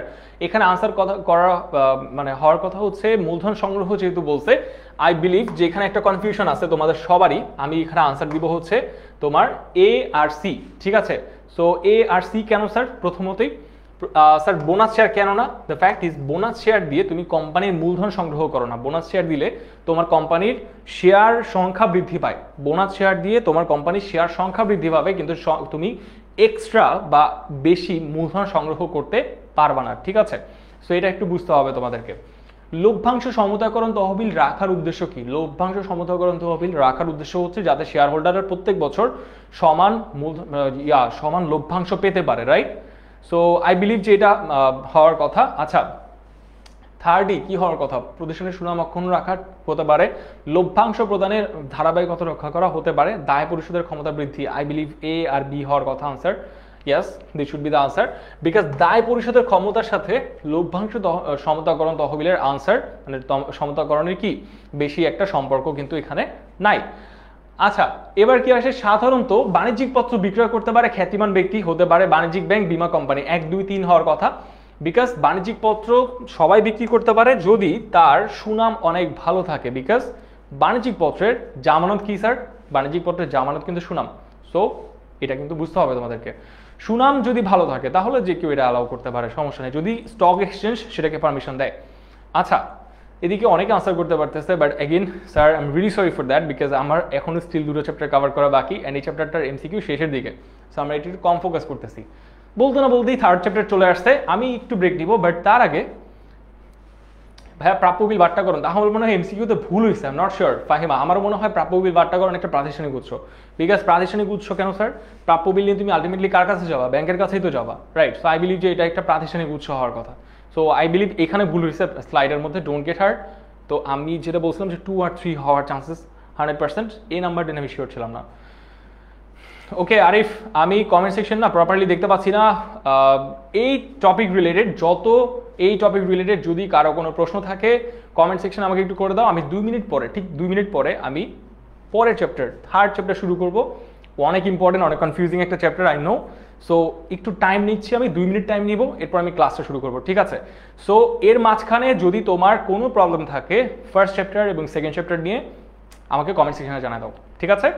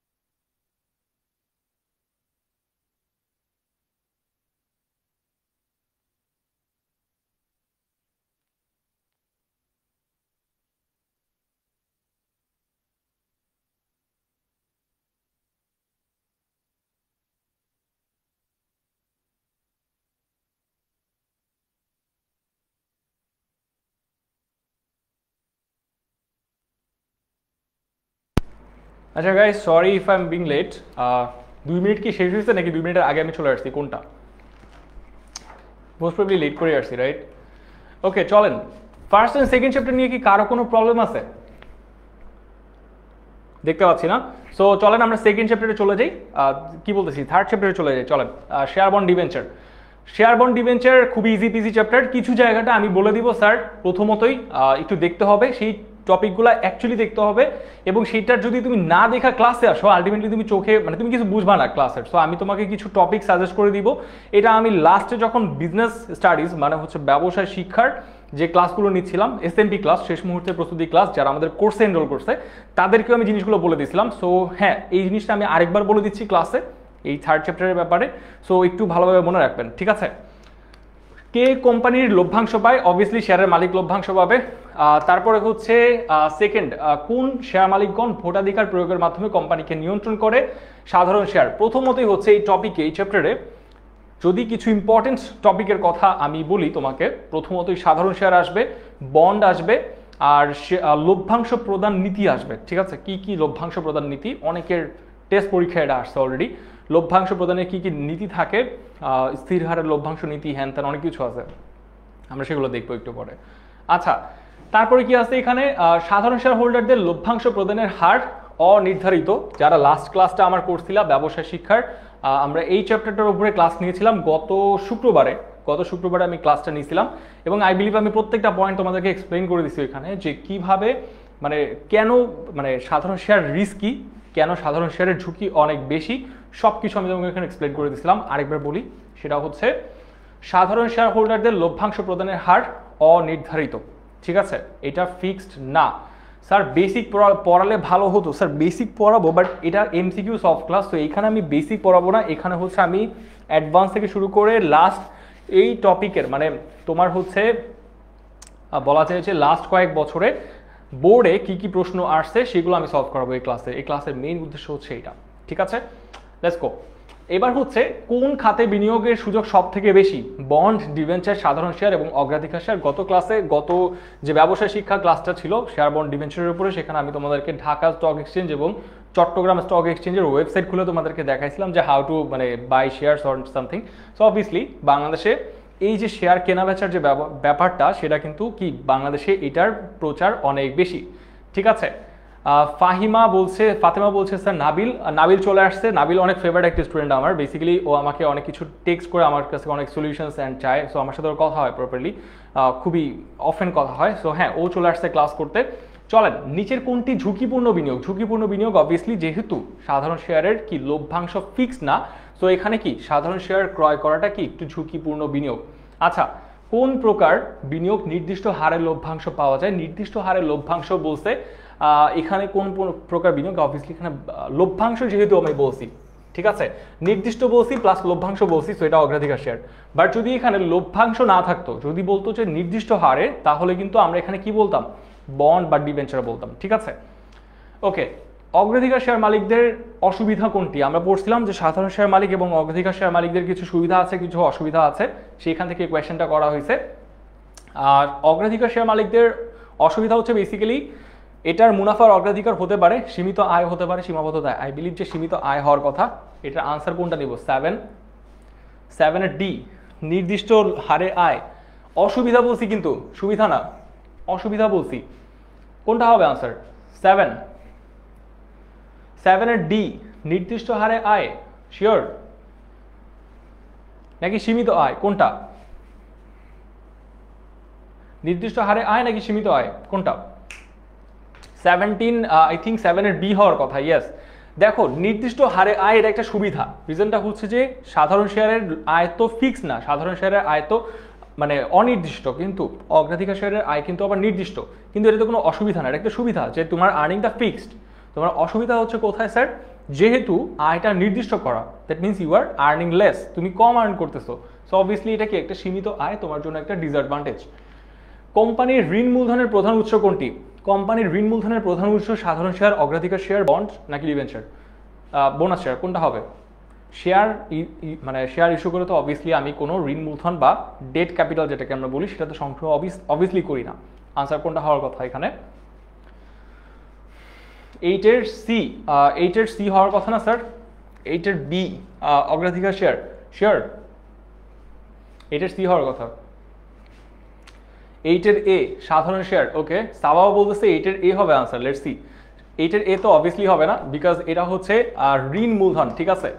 ঋণ মূলধনের যদি বলা থাকে বা ডেট ক্যাপিটাল যদি আমরা বলি, সেটা অবভিয়াসলি কোনো কি ডেট তোমার তোমার কোনো ইকুইটি ইনস্ট্রুমেন্ট দিয়ে সেটা আর্ন করা যায় না, বা সাধারণ শেয়ার বা হচ্ছে অগ্রাধিকার শেয়ার বা কোনো শেয়ার রিলেটেড কোনো কিছু দিয়ে আমি ঋণ মূলধন সংস্থান করতে পারবো না। সো এটার আনসার অবভিয়াসলি হবে আনসার সি, বন্ড, ঠিক আছে? ওকে, চলেন। অবন্টিত মুনাফা, এখানে একটু বানান ভুল করছে অ্যাগেন। অবন্টিত মুনাফা শেয়ারে রূপান্তর করে আনুপাতিক হারে বন্টন করা হয়। অবন্টিত মুনাফা শেয়ারে রূপান্তর করে আনুপাতিক হারে বন্টন করা হয় কোথায়? রাইট শেয়ার, বিলম্বিত শেয়ার, অগ্রাধিকার শেয়ার নাকি বোনাস শেয়ার? কোনটা হবে স্যার?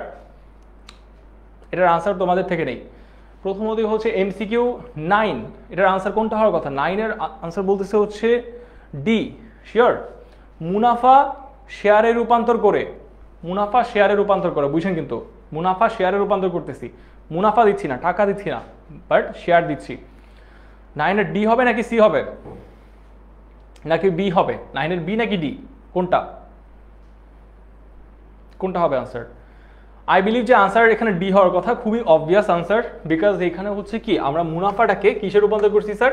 শেয়ারে রূপান্তর করে ফেলছি, রাইট? তো এখানে আনসার হওয়ার কথা হচ্ছে বোনাস শেয়ার মালিকদের মধ্যে সেটা বন্টন করে দেওয়া হয়, ঠিক আছে? স্যার বন্ড কি? হাবিব, দ্য ফ্যাক্ট ইজ তোমাকে একটু বেসিক ক্লিয়ার করে আসতে হবে ক্লাসগুলোতে, বিকজ ইউনো যে আমরা এখানে এমসিকিউ সলভ করতেছি, বাট ফর ইউর অ্যাকোয়েন্টেন্স, এটা হচ্ছে বন্ড। বন্ড হচ্ছে বেসিক্যালি একটা ঋণ মূলধন সংগ্রহের একটা উৎস কোম্পানির ক্ষেত্রে। কিছু কিছু কোম্পানি আছে যারা হচ্ছে ব্যাংক থেকে ঋণ সংগ্রহের থেকে তারা মানুষ বা হচ্ছে আদার যেসব প্রতিষ্ঠান আছে তাদের থেকে ঋণ সংগ্রহ করতে বেশি পছন্দ করে, ঠিক আছে? তো এর জন্য হচ্ছে বন্ড ইস্যু করা হয়। বন্ড সাধারণত কয়েকশো কোটি টাকার হয়ে থাকে। বাংলাদেশের মার্কেটে বন্ডের আসলে 3-4টা বন্ড আছে বাংলাদেশে, তাও হচ্ছে জিরো কুপন বন্ড। আপনারা এইচএসসিতে গেলে শিখবেন। খুব রিসেন্টলি একটা বন্ড লঞ্চ করা হয়েছে। সো বাংলাদেশের মার্কেটে আসলে বন্ডের মার্কেটটা আসলে খুবই খুবই মানে শ্রিঙ্কড, খুবই কম, বাট বাইরের দেশে অনেক বেশি। বাট অ্যাগেন যারা বন্ডে বিনিয়োগ করে তাদের ওই বন্ডের মানে একটা নির্দিষ্ট হারে আয় হইতে থাকে, সেটা হচ্ছে সুদের মানে সুদ দেয় বা হচ্ছে ইন্টারেস্ট পে করে থাকে আর কি, ঠিক আছে? So let's go.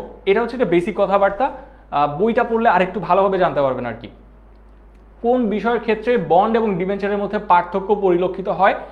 সেটা হচ্ছে কোলাটেরাল বা হচ্ছে কি বলা হয় জামানত। যখন জামানতের মধ্যে হচ্ছে কি আমাদের বন্ড এবং ডিবেঞ্চারের মধ্যে বেসিক ডিফারেন্সটা আসে হচ্ছে কোলাটেরাল বা হচ্ছে জামানতের ক্ষেত্রে, ঠিক আছে? চলেন এবার আসে হচ্ছে এমসিকিউ 11, কোন ক্ষেত্রে বন্ড ও ডিবেঞ্চারের মধ্যে মিল রয়েছে? বন্ড এবং ডিবেঞ্চারের মধ্যে মিল আছে। জামানতবিহীন বিনিয়োগ তো অবভিয়াসলি হবে না স্যার, বিকজ বন্ড এবং ডিবেঞ্চারের মধ্যে কি ডিফারেন্সটা হচ্ছে তাদের মধ্যে কোলাটেরাল নাই। আচ্ছা, এবার হচ্ছে কোম্পানির মালিকানা পাওয়ার সুযোগ থাকে, মালিকানা পাওয়ার সুযোগ থাকে না, দুজনের একটারও। মুনাফার হার উল্লেখ থাকে, হইতে পারে, এবং হচ্ছে অগ্রাধিকার শেয়ারে রূপান্তরের সুযোগ থাকে। ডি নাম্বারও রাইট, বাট বইতে প্রবলি সি নাম্বার দেওয়া আছে, I am not sure. 11C বলতেছে না? 11C, ঠিক আছে। আসলে ডিভেঞ্চারের কনভার্টিবলস থাকে না, এটা একটা ফ্যাক্ট। 11-এর সি যে ডিভেঞ্চারকে আসলে কনভার্ট করা যায় না, বন্ডকে কনভার্ট করা যায়, বিকজ বন্ডের আসলে কনভার্টিবলের একটা অপশন আছে, ডিভেঞ্চারের নাই। সো হ্যাঁ, এটা ফ্যাক্ট যে আসলে ডি নাম্বারটা হবে না এখানে আনসার। ওকে, বন্ড মালিকরা কোম্পানির কি হিসেবে গণ্য হয়? বন্ড মালিকরা বেসিক্যালি কোম্পানির ঋণদাতা হিসেবে গণ্য করা হয় বা ক্রেডিটর হিসেবে গণ্য করা হয়। বন্ড এবং যারা ডিভেঞ্চার তারা বোথ কোম্পানির ঋণদাতা, এবং এই এমসিকিউটা বোর্ডে কয়েকশোবার এসে পড়ছে। সো একটু ভালোভাবে দেখি না এমসিকিউটা, ঠিক আছে? চলেন এরপরটা দেখি। কোম্পানি কর্তৃক অর্জিত আয় থেকে সর্বপ্রথম কাদের সুদ প্রদান করা হয়? সবার প্রথম দেওয়া হয়েছে বন্ডকে, তারপরে দেওয়া হয়েছে ডিভেঞ্চারকে, তারপরে দেওয়া হয় অগ্রাধিকার, তারপরে দেওয়া হয় সাধারণ শেয়ারকে, ঠিক আছে? এই সিকোয়েন্সটা ভালো মতো মুখস্থ রাখবেন, পরীক্ষায় এটা থেকে অনেক কোয়েশ্চেন আসবে, ঠিক আছে? বন্ড, ডিভেঞ্চার, অগ্রাধিকার শেয়ার এবং সাধারণ শেয়ার। চলেন, ডিভেঞ্চার কি? ডিভেঞ্চার হচ্ছে জামানতবিহীন বন্ড, ঠিক আছে? ডিভেঞ্চার হচ্ছে জামানতবিহীন বন্ড। তারপরে হচ্ছে বাংলাদেশে কয়টি স্টক এক্সচেঞ্জ আছে? বাংলাদেশে 2টি স্টক এক্সচেঞ্জ আছে। শেয়ার বাজারে তালিকাভুক্ত কোম্পানি কয় ধরনের হয়ে থাকে? শেয়ার বাজারে তালিকাভুক্ত কোম্পানি বেসিক্যালি 5 রকমের হয়ে থাকে, A B C G and Z, I guess, তাই না? আই এম নট শিওর, একটু কারেক্ট করে দিয়ে আমাকে। A B C G and Z, ঠিক আছে? আচ্ছা, তো এইখানে হচ্ছে আমাদের 5 রকমের ক্যাটাগরি থাকে। অ্যান্ড 5 রকমের ক্যাটাগরি। সো এখানে কত নাম্বার? 16 I believe. 16-এর কত? আনসার ডি হওয়ার কথা, রাইট মাহি? সো এখানে হচ্ছে আনসার 50। মাহি বলতেছে যে 16-এর ডি হবে আনসার। ওকে, তানহা বলছে 16-এর ডি হবে। ওকে, শেখা বলছে 16-এর ডি হবে। কোনটা হওয়ার কথা আনসার? এ বি সি, তারপর হচ্ছে G and Z. So I believe যে এটার আনসার হওয়ার কথা হচ্ছে ডি নাম্বার। ওকে, চলো। যে বাজারে শুধু বিনিয়োগকারীদের মধ্যে লেনদেন হয় তাকে কি বলা হয়? কালকে যখন গত শুক্রবারে আমরা যখন শেয়ার বন্ড ডিবেঞ্চারের চ্যাপ্টারটা করতেছিলাম, যখন ঢাকা স্টক এক্সচেঞ্জ এবং চট্টগ্রাম স্টক এক্সচেঞ্জ খোলা ছিল, আমি তখন তোমাদেরকে একটা কথা বলছিলাম, সেটা হচ্ছে সাধারণ শেয়ার। এখানে যে কেনা বেচাগুলো হয় সাধারণ শেয়ারের, সেটা হচ্ছে একটা বিনিয়োগকারী থেকে আরেকটা বিনিয়োগকারীর মধ্যে কেনা বেচা হয়। সো বেসিক্যালি একটা মাধ্যমিক বাজার। সো এখানে আমরা বলতে পারছি যে সেকেন্ডারি মার্কেট বা হচ্ছে কি মাধ্যমিক বাজার, ঠিক আছে? ঢাকা স্টক এক্সচেঞ্জ এবং চট্টগ্রাম স্টক এক্সচেঞ্জ দুটোই হচ্ছে একটা সেকেন্ডারি মার্কেট। আচ্ছা, এবার কি আসে? আইপিও কোন বাজারের সাথে জড়িত? আইপিও হচ্ছে বেসিক্যালি প্রাথমিক বাজারের সাথে জড়িত। আইপিওর পূর্ণরূপ হচ্ছে পরীক্ষায় অনেকবার আসছে, আরেকবার দেখে যান। আইপিও বা হচ্ছে ইনিশিয়াল পাবলিক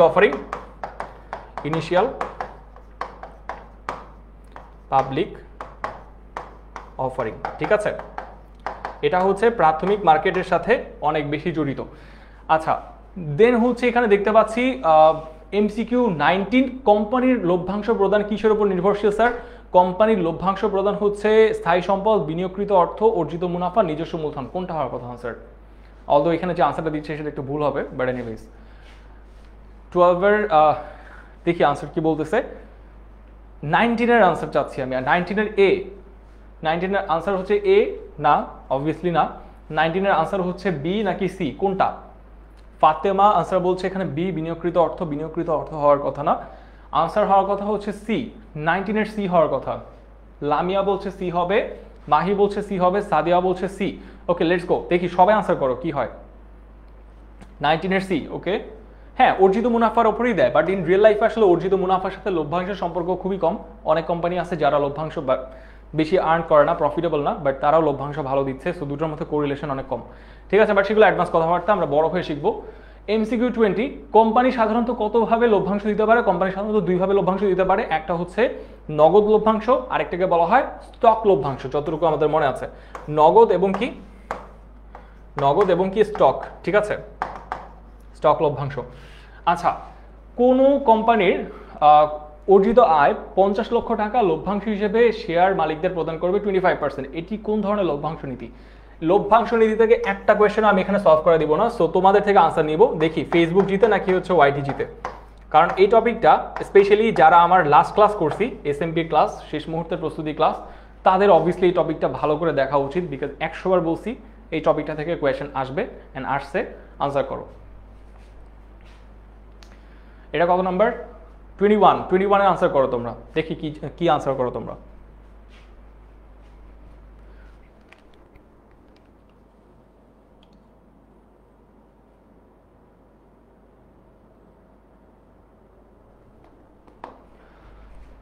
টোয়েন্টি-ওয়ানের আনসার দেখি কি বলে তোমাদের।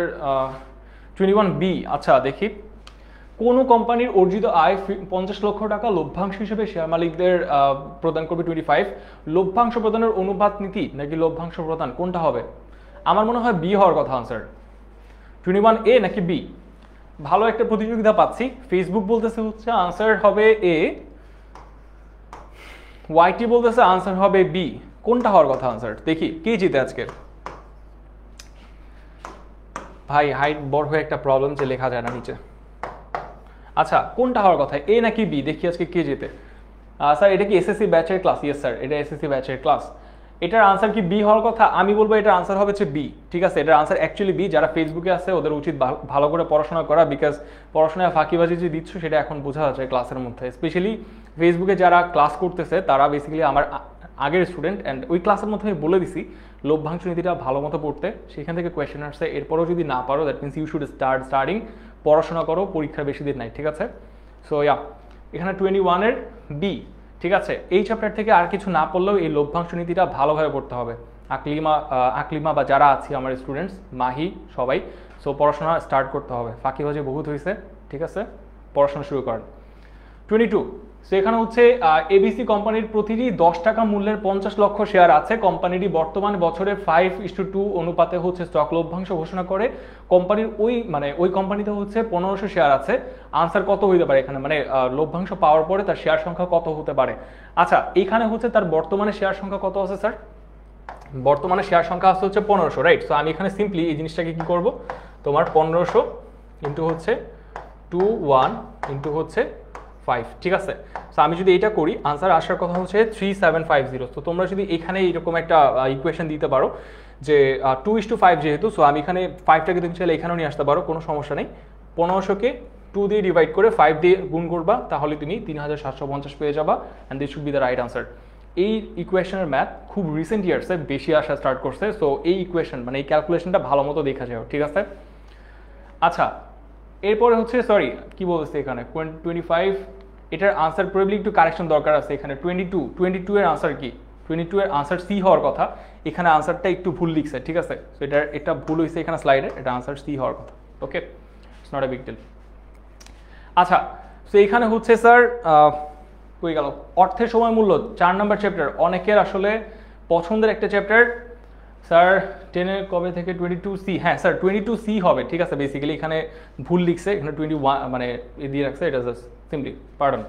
ওকে, এরপরে হচ্ছে স্যার 20 আচ্ছা চ্যাপ্টার 4-এ আসলে বেশি এমসিকিউ পড়ানো নাই। লাইক চ্যাপ্টার 4-এ তুমি এমসিকিউ যদি বলতে চাই, তোমাকে ধরা বাঁধা কিছু টপিক থেকে কোয়েশ্চেন করবে, ধরা বাঁধা কিছু টপিক, লাইক তোমার কিছু ম্যাথ করতে দিবে, এম এর মান কত সেটা জিজ্ঞেস করবে, ইফেক্টিভ অ্যানুয়াল রেটের পুনরূপ কি, মানে বলে তো দিচ্ছি অবভিয়াসলি, EAR বা হচ্ছে ইফেক্টিভ অ্যানুয়াল রেট সেটা কি, তারপর হচ্ছে তোমার কিছু শর্টকাট টেকনিক দিবে, আবার কিছু কনসেপচুয়াল কোয়েশ্চেন দিবে, যেমন কোন রকমের চক্রবৃদ্ধিতে তুমি বেশি মানে ভবিষ্যৎ মূল্য বেশি হবে, ঠিক আছে? কোন রকমের চক্রবৃদ্ধিতে তোমার ভবিষ্যৎ মূল্য বেশি আসবে, লাইক মাসিক চক্রবৃদ্ধি বা এম যখন 12 হবে তখন ভবিষ্যৎ মূল্য বেশি হবে, এরকম কিছু কনসেপচুয়াল কোয়েশ্চেন থাকবে অঙ্কে, এমসিকিউতে। তো এখানে দেখতে পাচ্ছি যখন এই চ্যাপ্টারটা আসে তখন যারা ফিনান্সে আনসার করি তাদের সবার মুখে একটা হাসি ফুটে আর কি, বিকজ চ্যাপ্টারটা খুব ইজি অ্যান্ড ফ্রি মার্কস পাওয়া যায়, রাইট? মানে আই মিন তুমি যদি ভালো পারো চ্যাপ্টারটা 20-এ 20 নিয়ে আসা যায় চ্যাপ্টার থেকে। আচ্ছা, সো অর্থায়নের প্রতিটি সিদ্ধান্ত কিসের উপর ভিত্তিতে গ্রহণ করা হয়? অবভিয়াসলি এটা অর্থের সময় মূল্য, টাইম ভ্যালু অফ মানি। এটাকে ডিসকাউন্টিং ছাড়া বা অর্থের সময় মূল্যের কনসেপ্ট ছাড়া তুমি আসলে কোনো প্রজেক্টকে বা কোনো প্রকল্পকে ইভ্যালুয়েট করতে পারবা না। সো এ নাম্বার হবে আনসার। আচ্ছা, সেকেন্ডলি হচ্ছে অর্থায়নের সাথে জড়িত বেশিরভাগ সিদ্ধান্তের মূলে কোন ধরনের জড়িত? এই চ্যাপ্টার থেকে কোনো কোয়েশ্চেন আসলেই আসলে আমরা এখানে অর্থের সময় মূল্যটাকে আনসার করবো। It's not a big deal, যেটা বিগ ডিল আমি সেটা তোমাকে দেখাচ্ছি একটু পরে। ব্যাংক থেকে গৃহীত ঋণের কিস্তি নির্ধারণে কোন পদ্ধতি ব্যবহার করা হয়? সেইখানেও আসলে অর্থের সময় মূল্য ব্যবহার করা হয়। এইচএসসিতে উঠলে এই যে ঋণের কিস্তি রিলেটেড একটা বড়সড় ম্যাথ আছে, যেটাকে আমরা বলি ইংরেজিতে লোন অ্যামোর্টাইজেশন, বাংলায় বলা হয় ঋণ পরিশোধ সূচি, সেটা বানাইতে হবে। এসএসসি লেভেলে আপাতত নাই। সো ইয়া, ফারিহা এখানে আনসার করতেছে। ওকে, সো লেটস গো। ফিনান্সের দৃষ্টিতে কিসের সাথে সাথে অর্থের সময় মূল্যে পরিবর্তন ঘটে? প্রথমতই সময়ের সাথে সাথে পরিবর্তন ঘটে, তবে এখানে এমসিকিউটা পরে একটা এমসিকিউ আছে আই বিলিভ, সেটার জন্য আমি আনসার বলবো না এখানে। হ্যাঁ এক্স্যাক্টলি, বলতে না বলতেই চলে আসছে। অর্থের সময় মূল্যের মূল কারণ কোনটি? ঠিক আছে, আমি যদি এখানে অপশনস একটু ঘুরাই দিই, ফর এক্সাম্পল আমি এখানে বাট্টার হারের জায়গায় আমি যদি তোমাকে একটু দিই সময়, ঠিক আছে, তখনই তোমাদের প্যাচ লেগে যাবে। বইতে এক্স্যাক্টলি ক্লিয়ার ভাষায় বলা আছে এটার আনসারটা। সো দেখি এটার আনসার কি হবে, এফবি নাকি ওয়াইটি, কোন অডিয়েন্স আজকে জিতে দেখি একটু। Let's go.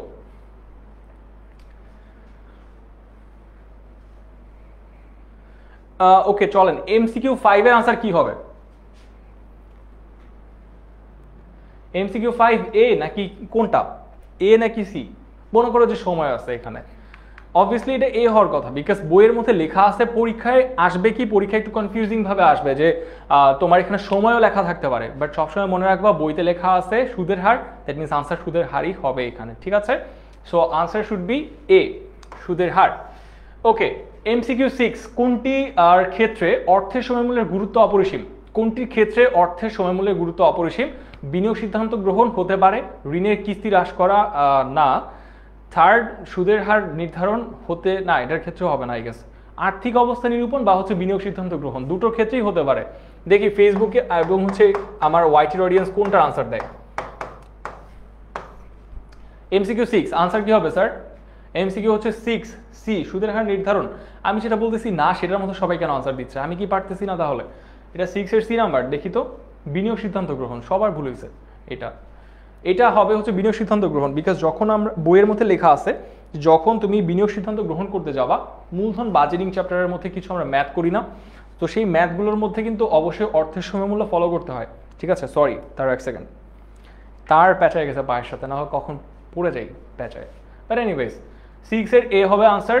প্রতিটি বিনিয়োগের সাথে জড়িত থাকে কোনটা স্যার? প্রতিটি বিনিয়োগের সাথে জড়িত থাকে অপরচুনিটি কস্ট, বা হচ্ছে বাংলায় বলা হচ্ছে সুযোগ ব্যয়। আচ্ছা, নিচের কোনটির ক্ষেত্রে কেবল আসলের উপর সুদ গণনা করা হয়? সরল সুদের ক্ষেত্রে আসলের উপর সুদ গণনা করা হয়। দ্য ফ্যাক্ট ইজ, আমরা যখন পরীক্ষা দিতাম তখন সরল সুদের ম্যাথ কোনো সময় পরীক্ষায় আসতো না, এসএসসি লেভেলে আসতো না। এখন দেখি যে আমি খুব রিসেন্ট টাইমসে দেখলাম যে সরল সুদের ম্যাথগুলো আবার পরীক্ষা আসা শুরু করছে। সো সরল সুদের ম্যাথগুলো দেখো, I is equal to PNR। So class 8-এ প্রবলি আমাদের এই ম্যাথটা করানো হয়, রাইট? সো এটা একটু দেখে নিও ভালো করে, বিকজ সরল সুদের ম্যাথ এখন সিকিউতেও আসে, এমসিকিউতেও আসে।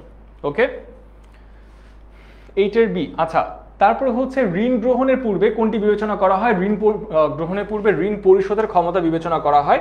এটা এমসিকিউতে বহুতবার আসছে, so try to take care of this. ঠিক আছে, এটা এমসিকিউতে আসছে, সো দেখে নিন প্রপারলি। আচ্ছা, দেন হচ্ছে প্রকল্প মূল্যায়নের সব থেকে কোনটি খুব গুরুত্বপূর্ণ? মূলধন ব্যয়, অর্থের সময় মূল্য, বর্তমান মূল্য নির্ধারণ, ভবিষ্যৎ মূল্য নির্ধারণ। আই বিলিভ এটার আনসার বি হওয়ার কথা, বাট আমাকে যদি অনেস্টলি জিজ্ঞেস করতে হইতো আমি এখানে সবগুলোই আনসার বলতাম, বিকজ একটা প্রকল্প মূল্যায়নের ক্ষেত্রে মূলধন ব্যয় ইকুয়ালি ইম্পর্টেন্ট, আর সময় মূল্য ইকুয়ালি ইম্পর্টেন্ট, বর্তমান মূল্য এবং ভবিষ্যৎ মূল্য সবই ইম্পর্টেন্ট। ঠিক আছে, সো আমাকে যদি অনেস্টলি জিজ্ঞেস করতে হইতো আমি বলতাম 4টেই আনসার, বা অ্যাটলিস্ট 1 আর বি দুইটাই আনসার। বাট অবভিয়াসলি এখানে তো আমরা 2টা আনসার দিতে পারবো না, so I believe this should be the answer, 10 এর বি। ওকে ফাইন, এবার হচ্ছে 11 এমসিকিউ 11, অর্থের সময়মূল্য নির্ধারণে প্রভাব বিস্তারকারী উপাদান কোনটি?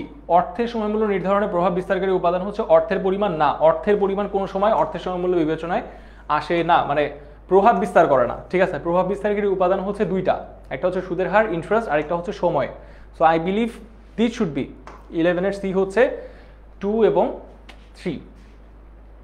আচ্ছা, অর্থের সময় মূল্যের উদ্দেশ্য, অর্থের সময় মূল্যের উদ্দেশ্য হচ্ছে এখানে মূলধন ব্যবস্থাপনা, বিনিয়োগ সিদ্ধান্ত গ্রহণ, প্রকল্প নির্বাচন, কোনটা হবে? এটা আমি আনসার করবো না। ফেসবুক আর হচ্ছে ওয়াইটি, দেখি দুইটার কোন অডিয়েন্সটা পারে নাকি দুইটা অডিয়েন্সই ফেল করে, দেখি। স্যার নিউটনের ক্লাস কবে থেকে করাবেন? নিউটন মানে হচ্ছে যারা, আচ্ছা আচ্ছা ফাইন, ওইটার ক্লাস আই বিলিভ জানুয়ারি থেকে স্টার্ট হবে, জানুয়ারি থেকে ওইটার ক্লাস স্টার্ট হবে, কমপ্লিটলি সেপারেট। ঠিক আছে ইভান, ওইটার ক্লাস জানুয়ারি থেকে স্টার্ট হবে, ওইটা হলে আমরা অবভিয়াসলি জানাই দিব। লঞ্চিং লাইভ আছে আই থিঙ্ক 27 তারিখে লঞ্চিং লাইভ আছে। 12C মূলধন ব্যবস্থাপনা আই বিলিভ, দেখি 12 1 2 3ই হবে আসলে, বিকজ মূলধন ব্যবস্থাপনা যখন আমি ক্যাপিটাল ম্যানেজমেন্ট করতে যাব তখন আমাদের অর্থের সময় মূল্য দেখা লাগে। সো আলটিমেটলি এটার আনসার এ বি সি হওয়ার কথা। ঠিক আছে, প্রকল্প নির্বাচনের ক্ষেত্রেও লাগে, বিনিয়োগের ক্ষেত্রেও লাগে, আবার মূলধন ব্যবস্থাপনার ক্ষেত্রেও লাগে, 3টা ক্ষেত্রেই লাগে আসলে। এটা তুমি একটার মানে মূলধন ব্যবস্থাপনার টার্মটা আমরা হয়তো আগে দেখি না, এই কারণে মনে হইতে পারে লাগে না, বাট সামনে দেখবো আর কি। ঋণ গ্রহণের আগে পরিশোধ ক্ষমতা যাচাই করে নিতে হয়, কারণ ঋণের টাকা পরিশোধ করা বাধ্যতামূলক। ট্রু, এতে ব্যবসায়িক ঝুঁকি বৃদ্ধি পায়, নট নেসেসারিলি। ঋণ পরিশোধে ব্যর্থ হলে প্রতিষ্ঠান দেউলিয়া হয়ে যায়। আই বিলিভ এটার আনসার হওয়ার কথা এইটা, কারণ প্রথমতই এটা ব্যবসায়িক ঝুঁকি না, অর্থাৎ ঋণ গ্রহণ করে পরিশোধ না করতে পারাটা কোনো ব্যবসায়িক ঝুঁকি না, এটা হচ্ছে তোমার ঋণের টাকা, এটা হচ্ছে একটা আর্থিক ঝুঁকি। আমরা পরের চ্যাপ্টারেই পড়বো নেক্সট ক্লাসে। এটা কোনো ব্যবসায়িক ঝুঁকি না, এটা আর্থিক ঝুঁকি, তো এটা আগে বাদ। ঠিক আছে, এমসিকিউ 14 দেখতে পাচ্ছি এখানে, ভবিষ্যৎ মূল্য নির্ধারণের জন্য কোনটি প্রয়োজন? ভবিষ্যৎ মূল্য নির্ধারণের জন্য হচ্ছে বর্তমান মূল্য প্রয়োজন, সুদের হার প্রয়োজন, তিনটাই প্রয়োজন। লাইক আমি যদি এখানে ফিউচার ভ্যালুর ফর্মুলা দিই, PV is equal to 1 + i⁴n, সবগুলোই তো লাগতেছে। সো আলটিমেটলি এগুলোর আনসার এটা হবে ডি হবে আনসার। ওকে, সরি আমি একটু তাড়াতাড়ি পড়াচ্ছি, বিকজ যে চ্যাপ্টার কাভার করতে হবে, অ্যান্ড এটি আই গেস লাস্ট চ্যাপ্টার, এরপর তোমাদের কোয়েশ্চেন্স নিতে হবে। সো আর ক্লাসের এর বাইরে আসলে চ্যাপ্টার কোয়েশ্চেন নেই, থাকলে আমি বলে দিতাম, সো চিল। আচ্ছা, এমসিকিউ 15, অর্থের বর্তমান এবং ভবিষ্যৎ মূল্যের পার্থক্যকারী উপাদান হচ্ছে সুদের হার, ঠিক আছে, এবং বাট্টার হার। 2 এবং 3 হবে, ঠিক আছে। 2 এবং 3 আমি আমি হলে খালি 2 দিতাম, বাট এনিওয়েজ 2 আর 3 কেমনে হয় আই ডোন্ট নো। বাট্টার হারও হয়, বাট অ্যাগেন সুদের হারও হয়, শুধুমাত্র সুদের হারটা হওয়াটা বেশি পারফেক্ট, এখানে সি নাম্বারটা হওয়ার কথা না। আচ্ছা, ত্রৈমাসিক চক্রবৃদ্ধিতে এম এর মান কত? ত্রৈমাসিক চক্রবৃদ্ধিতে এম এর মান কত? এটা তো সবাই পারার কথা। ত্রৈমাসিক চক্রবৃদ্ধিতে এম এর মান কত স্যার? না আসলে ইভানের একটা প্রশ্ন ছিল, সো জিজ্ঞেস করছে, ইটস কমপ্লিটলি ফাইন, যে ওকে কিছু বলো না। ওর প্রশ্ন ছিল হচ্ছে নিউটনের ক্লাস কবে দেখা হবে। বেসিক্যালি নিউটনের ক্লাস জানুয়ারি থেকে স্টার্ট হবে, OB25। সো হ্যাঁ, ইয়েতে আচ্ছা। সো এবার হচ্ছে এম এর মান কত স্যার? এম এর মান কত হবে? 16 এর বি। অবভিয়াসলি যখন ত্রৈমাসিক বলতেছে তখন আমরা সিম্পলি 12/3 করব, মানে হচ্ছে 4 আসবে আনসার। আচ্ছা, ত্রৈমাসিক চক্রবৃদ্ধি 2 হলে বছর, আচ্ছা এখানে রেটে কেটে দিই। চক্রবৃদ্ধি হচ্ছে 2 হলে বছরে কতবার চক্রবৃদ্ধি হবে? যখন চক্রবৃদ্ধি হচ্ছে 2 হয় তখন বেসিক্যালি 6 বার চক্রবৃদ্ধি হয়। সো চক্রবৃদ্ধি, এটা আই থিঙ্ক একটু পয়েন্টে ভুল আসছে, এটার এমসিকিউটা একটু ভুল আসছে, সো আমি স্কিপ করে যাই। এটার আনসার হবে হচ্ছে চক্রবৃদ্ধি যদি তোমার, ও না আচ্ছা আচ্ছা আনসার ঠিক আছে, বেসিক্যালি আমি কোয়েশ্চেন করছি ভুল। আচ্ছা এনিওয়েজ আমার এন্ড থেকে মিস্টেকটা হয়েছে, সরি। আমি এখানে কোয়েশ্চেন করছি ভুল। ত্রৈমাসিক চক্রবৃদ্ধি হলে 1 বছর চক্রবৃদ্ধি হওয়ার কথা 4, সো 2 বছর হওয়ার কথা হচ্ছে 2, সো 8 বার চক্রবৃদ্ধি হওয়ার কথা। কোয়েশ্চেন্স নাওয়াডেজ একটু ট্রিকি করে, নাইস, ফাইনালি মানে একটু ট্রিকি কোয়েশ্চেন্স। আচ্ছা, কোন ধরনের চক্রবৃদ্ধিতে বিনিয়োগ করলে ভবিষ্যৎ মূল্য সর্বাধিক হবে? কোন ধরনের চক্রবৃদ্ধিতে? অ্যাগেন মনে হয় প্রথমেই বলে দিয়েছিলাম যে কোন ধরনের চক্রবৃদ্ধিতে বিনিয়োগ করলে ভবিষ্যৎ মূল্য সর্বাধিক হবে স্যার? সর্বাধিক হবে হচ্ছে কোনটা? মাসিক চক্রবৃদ্ধি বা হচ্ছে মান্থলি চক্রবৃদ্ধির সংখ্যা যত বেশি হবে ভবিষ্যৎ মূল্য তত বেশি হবে। ঠিক আছে, এবার আসে হচ্ছে জনাব শিমুল একজন ব্যবসায়ী, তিনি মাসিক 3% সুদে 2000 টাকা 2 বছরের জন্য ব্যাংকে জমা রাখেন। এখানে এম এর মান কত? আমরা যদি খেয়াল করে দেখি এখানে এম এর মান কত, তো এখানে এম মাসিক চক্রবৃদ্ধি যেহেতু বলছে, তো এখানে হচ্ছে এম এর মান হওয়ার কথা 12। ঠিক আছে, আমাকে বলো তো অর্ধবার্ষিক চক্রবৃদ্ধি হইলে এম এর মান কত হয়? অর্ধবার্ষিক চক্রবৃদ্ধি হলে এম এর মান কত হয়? কমেন্ট সেকশনে আমাকে একটু লিখে দাও। তারপরে তো শেষ, এমসিকিউ আর নাই। তবে এই চ্যাপ্টারটা শেষ হইলেও মানে হইল না শেষ, বিকজ এই চ্যাপ্টারটার মধ্যে থেকে অনেক বেশি সিকিউ আসে। আমরা একটু সবসময় এটাকে একটু অবহেলার চোখে দেখি। এমসিকিউ যখন আসে তখন অনেক অনেক অবহেলা দেখি যে ভাই এই চ্যাপ্টার পড়বো না হ্যান তেন, বাট দ্য ফ্যাক্ট ইজ এই চ্যাপ্টার থেকে তোমার যে সিকিউ আসে ইটস ট্রু, বাট এই চ্যাপ্টার থেকে অনেক বেশি এমসিকিউ কিন্তু আসে। অ্যান্ড আমি এখান থেকে অনেক কিছু স্কিপ করছি অ্যাজ ইন হচ্ছে এই চ্যাপ্টার থেকে যে ম্যাথসগুলো ছিল সেই ম্যাথসগুলো কিন্তু আমি স্লাইডে দিই নেই, বিকজ এই ম্যাথগুলো স্লাইডে দিয়ে আসলে লাভ নেই। দিন শেষে তোমাকে ক্যালকুলেট করতে হবে। ইটস বেসিক্যালি যে সিকিউগুলো আছে সেগুলোই আসলে তাড়াতাড়ি ক্যালকুলেট করা শিখতে হবে তোমাদেরকে, ক্যালকুলেটরের ব্যবহার শিখতে হবে।